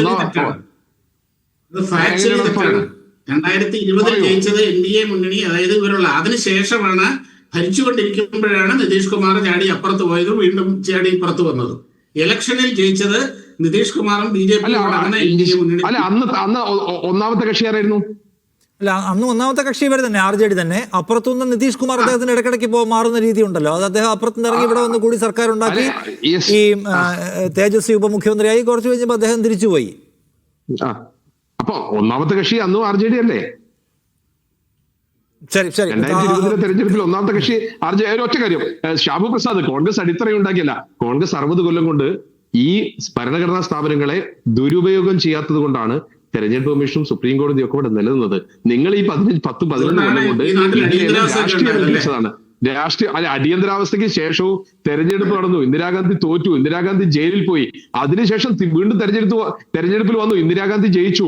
ആ ഒരു അവസരം നിങ്ങൾ ജനങ്ങൾക്ക് നിഷേധിച്ചു. ഞാനതാ പറഞ്ഞത്, ഇന്ദിരാഗാന്ധിയെ ശിക്ഷിച്ചു ജനങ്ങൾ, അത് ഞങ്ങൾ ഏറ്റെടുത്തു. തിഹാർ ജയിലടച്ചു, ഞങ്ങൾ ഏറ്റെടുത്തു. വീണ്ടും തെരഞ്ഞെടുപ്പിൽ വന്നു, ജനങ്ങൾ തിരിച്ചെടുത്തു. അങ്ങനെ ഒരു സാധനം ഇന്ത്യയിൽ അവശേഷിക്കുന്നില്ല എന്ന് ശ്രീ ഷാബു പ്രസാദ് മനസ്സിലാക്കുക. അങ്ങനെ ഒരു അവകാശം ജനങ്ങൾക്കില്ല. വോട്ട് ചെയ്യാൻ പോകുന്നത് അടിച്ചു പൊളിച്ച് കയ്യിൽ മഷി പുരട്ടുന്ന ഒരു ഇന്ത്യ നിങ്ങൾ സൃഷ്ടിച്ചു. അതാണ് ഞങ്ങൾക്ക് നിങ്ങളോടുള്ള വിയോജിപ്പ്. അതാണ് നിങ്ങളോടുള്ള വിയോജിപ്പ് ശ്രീ ഷാബു പ്രസാദ്. ആ വിയോജിപ്പ് അല്ല, അതൊക്കെ നമുക്ക് നിങ്ങൾ നേരത്തെ പറഞ്ഞ കടമെടുക്കുന്നു, നാളെ രാവിലെ കാണാം. പക്ഷെ നിങ്ങൾ തകർത്തത് ഇന്ത്യൻ ജനാധിപത്യത്തെയാണ്. ഒരു കുടിസുമുറിയിൽ 800 ആളുകൾക്ക് വോട്ട് കൊടുക്കുന്ന അച്ഛന്റെ പേര് Xും Yും Z-മായ ഒരു തെരഞ്ഞെടുപ്പ് ഷാബു പ്രസാദ് നമുക്ക് സങ്കല്പിക്കാൻ സാധിക്കും. ഗോപാലകൃഷ്ണൻ അച്ഛന്റെ പേര് XYZ. നിങ്ങളൊന്ന് ആലോചിച്ച് നോക്ക്. വീട്ടു നമ്പർ 0 ഇന്ത്യയിലെ തെരഞ്ഞെടുപ്പാ. നമുക്ക് എവിടെയെങ്കിലും പറയാൻ പറ്റുന്നത്? എവിടെ ആരോടെങ്കിലും മിണ്ടാൻ പറ്റുന്നത്? അച്ഛന്റെ പേര് XYZ ആണെന്ന് നിങ്ങൾ ആലോചിക്കുക. നിങ്ങൾ പറ. അതൊന്നും പറയേണ്ട കാര്യമാണ് ഷാബു പ്രസാദ്.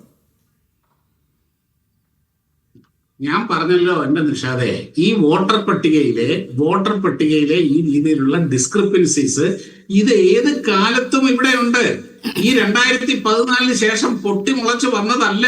അല്ല, ABCDFG ഒന്നും ഒരു കാലത്തും ഇന്ത്യയിൽ ഉണ്ടായിട്ടില്ല. എവിടെ ഉണ്ടായിട്ടുള്ളത് ABCDFG? അല്ലല്ല, ABCDFG എന്നൊക്കെ പറഞ്ഞ ABCDFG എന്നൊക്കെ പറഞ്ഞ വോട്ടർ പട്ടിക ഉണ്ടായിരുന്നു. ഞാൻ എവിടെയും കേട്ടിട്ടില്ല. ഇതുകൊണ്ട് ശരി, നിങ്ങൾ ജനങ്ങളിലേക്ക് പോകൂ, നല്ല കാര്യം, നിങ്ങൾ പ്രക്ഷോഭം നടത്തൂ, ജൻസി കലാപം. ഞാൻ ഒറ്റ കാര്യം മാത്രം പറഞ്ഞോട്ടെ. ഈ തെരഞ്ഞെടുപ്പ് പട്ടികയുമായി ബന്ധപ്പെട്ട പ്രശ്നങ്ങൾ ഉയർന്നു വരുമ്പോൾ പരാതിയുള്ളത് മറ്റു കക്ഷികൾക്കും പരാതി ഇല്ലാത്തത് BJPക്കുമാണ്. അപ്പോൾ നമ്മുടെ സംവിധാനങ്ങൾ ശരിയായിട്ടല്ല എന്നുള്ള പരാതി ഉന്നയിക്കാൻ എല്ലാവരും ഉണ്ട്. നിങ്ങൾ BJP മാത്രമല്ല, എന്താ BJPക്ക് പരാതി ഇല്ലാത്തതാണ്? തൃശ്ശൂരിൽ പോലും ഈ പ്രശ്നം ഉണ്ടായല്ലോ. തൃശ്ശൂരിൽ ഒരു ഫ്ലാറ്റിൽ 8 പേർക്ക് വോട്ട്, അവരാരാന്ന് പോലും ഓണർക്ക് പോലും അറിയില്ല. UDF-നുണ്ട് പരാതി, LDF-നുണ്ട് പരാതി, BJPക്ക് പരാതിയില്ല. അതെന്താ BJPക്ക് എന്താ പരാതി ഇല്ലാത്ത എന്താണ്? ഇവിടെ തെരഞ്ഞെടുപ്പുകളിൽ BJPക്ക് പല പ്രാവശ്യം പരാതികൾ ഉണ്ടായിട്ടുണ്ട്. ആ പരാതികളൊക്കെ കോടതിയിലാണ് പോയിട്ടുള്ളത്. കോടതിയുടെ തീരുമാനം അനുസരിച്ചാണ് ചെയ്തിട്ടുള്ളത്. അല്ലാതെ ഇതുപോലെ ഷോ കാണിക്കുകയല്ല ചെയ്തിട്ടുള്ളത്. പരാതി ഉണ്ടെങ്കിൽ ഈ രാജ്യത്ത് വ്യവസ്ഥാപിതമായ ഒരു വ്യവസ്ഥയുണ്ട്. ആ വ്യവസ്ഥയെ വിശ്വസിച്ച് അതിനനുസരിച്ച് കൂടി ചെയ്യണം. ശരി, ആ വ്യവസ്ഥയും കൂടെ കുഴപ്പത്തിലായാലും എന്താണ് സംഭവിക്കുക എന്നുള്ളതല്ലേ ഇപ്പൊ കാണിച്ചുകൊണ്ടിരിക്കുന്നത്. വ്യവസ്ഥ എന്താണ്? കമ്മീഷനാണ്. ആ കമ്മീഷൻ ആകപ്പാടെ ഈ സംവിധാനത്തിൽ വന്ന് സിങ്ക് ചെയ്താൽ എന്തായിരിക്കും സംഭവിക്കുക എന്നുള്ളതല്ലേ ഇപ്പൊ അവർ കാണിച്ചുകൊണ്ടിരിക്കും. അപ്പം നിങ്ങൾക്ക് ഈ നാട്ടിൽ ഇപ്പൊ BJP നിങ്ങൾ വിശ്വസിക്കേണ്ട, കേന്ദ്ര ഗവൺമെന്റിനെ വിശ്വസിക്കേണ്ട, ഇലക്ഷൻ കമ്മീഷനെ വിശ്വസിക്കേണ്ട. പക്ഷെ നിങ്ങൾക്ക് ഈ നാട്ടിലെ കോടതിയെയും വിശ്വാസമില്ല എന്ന് പറഞ്ഞു കഴിഞ്ഞാൽ പിന്നെ എന്തിനാണ് നിങ്ങൾ എത്രയോ തവണ കോടതി പോയിട്ടുണ്ട്? കോടതിയേക്കാൾ വലിയ ഏജൻസി ഏതാണ്? കോടതിയേക്കാൾ വലിയൊരു ഏജൻസി ഉണ്ടല്ലോ, അതേതാണ് ഷാബു? രാഹുൽ ഗാന്ധിയുടെ MP സ്ഥാനം ഒഴിവാക്കി വീട് ഒഴിപ്പിച്ച കോടതിയാണ് മറന്നുപോകേണ്ട. അല്ല, കോടതിയേക്കാൾ വലിയൊരു ഏജൻസി ഇല്ലേ? ഷാബു? ജനം അതുപോലെ ജനത്തെയാണ് കൺവിൻസ് ചെയ്യാൻ ശ്രമിക്കുന്നത്. പറയുന്നതല്ല, ഇവിടെ ഒരു വ്യവസ്ഥയുണ്ടെന്ന്. ശരി, എന്തായാലും ഇനി മണിക്കൂറുകൾ മാത്രമാണ് ബാക്കി. രാജ്യം ഉറ്റുനോക്കുന്ന ബീഹാർ തെരഞ്ഞെടുപ്പിന്റെ ഫലം എന്തായിരിക്കുമെന്ന് പല ചോദ്യങ്ങൾക്ക് നടുവിലൂടെയും നമ്മൾ കാത്തിരിക്കുകയാണ്. എന്തായാലും ഞാൻ അവസാനിപ്പിക്കുന്നു. Thank you Shabu Prasad, NP Chekkutty, Nijesh ചർച്ചയിൽ പങ്കെടുത്തതിനുള്ള വേണം.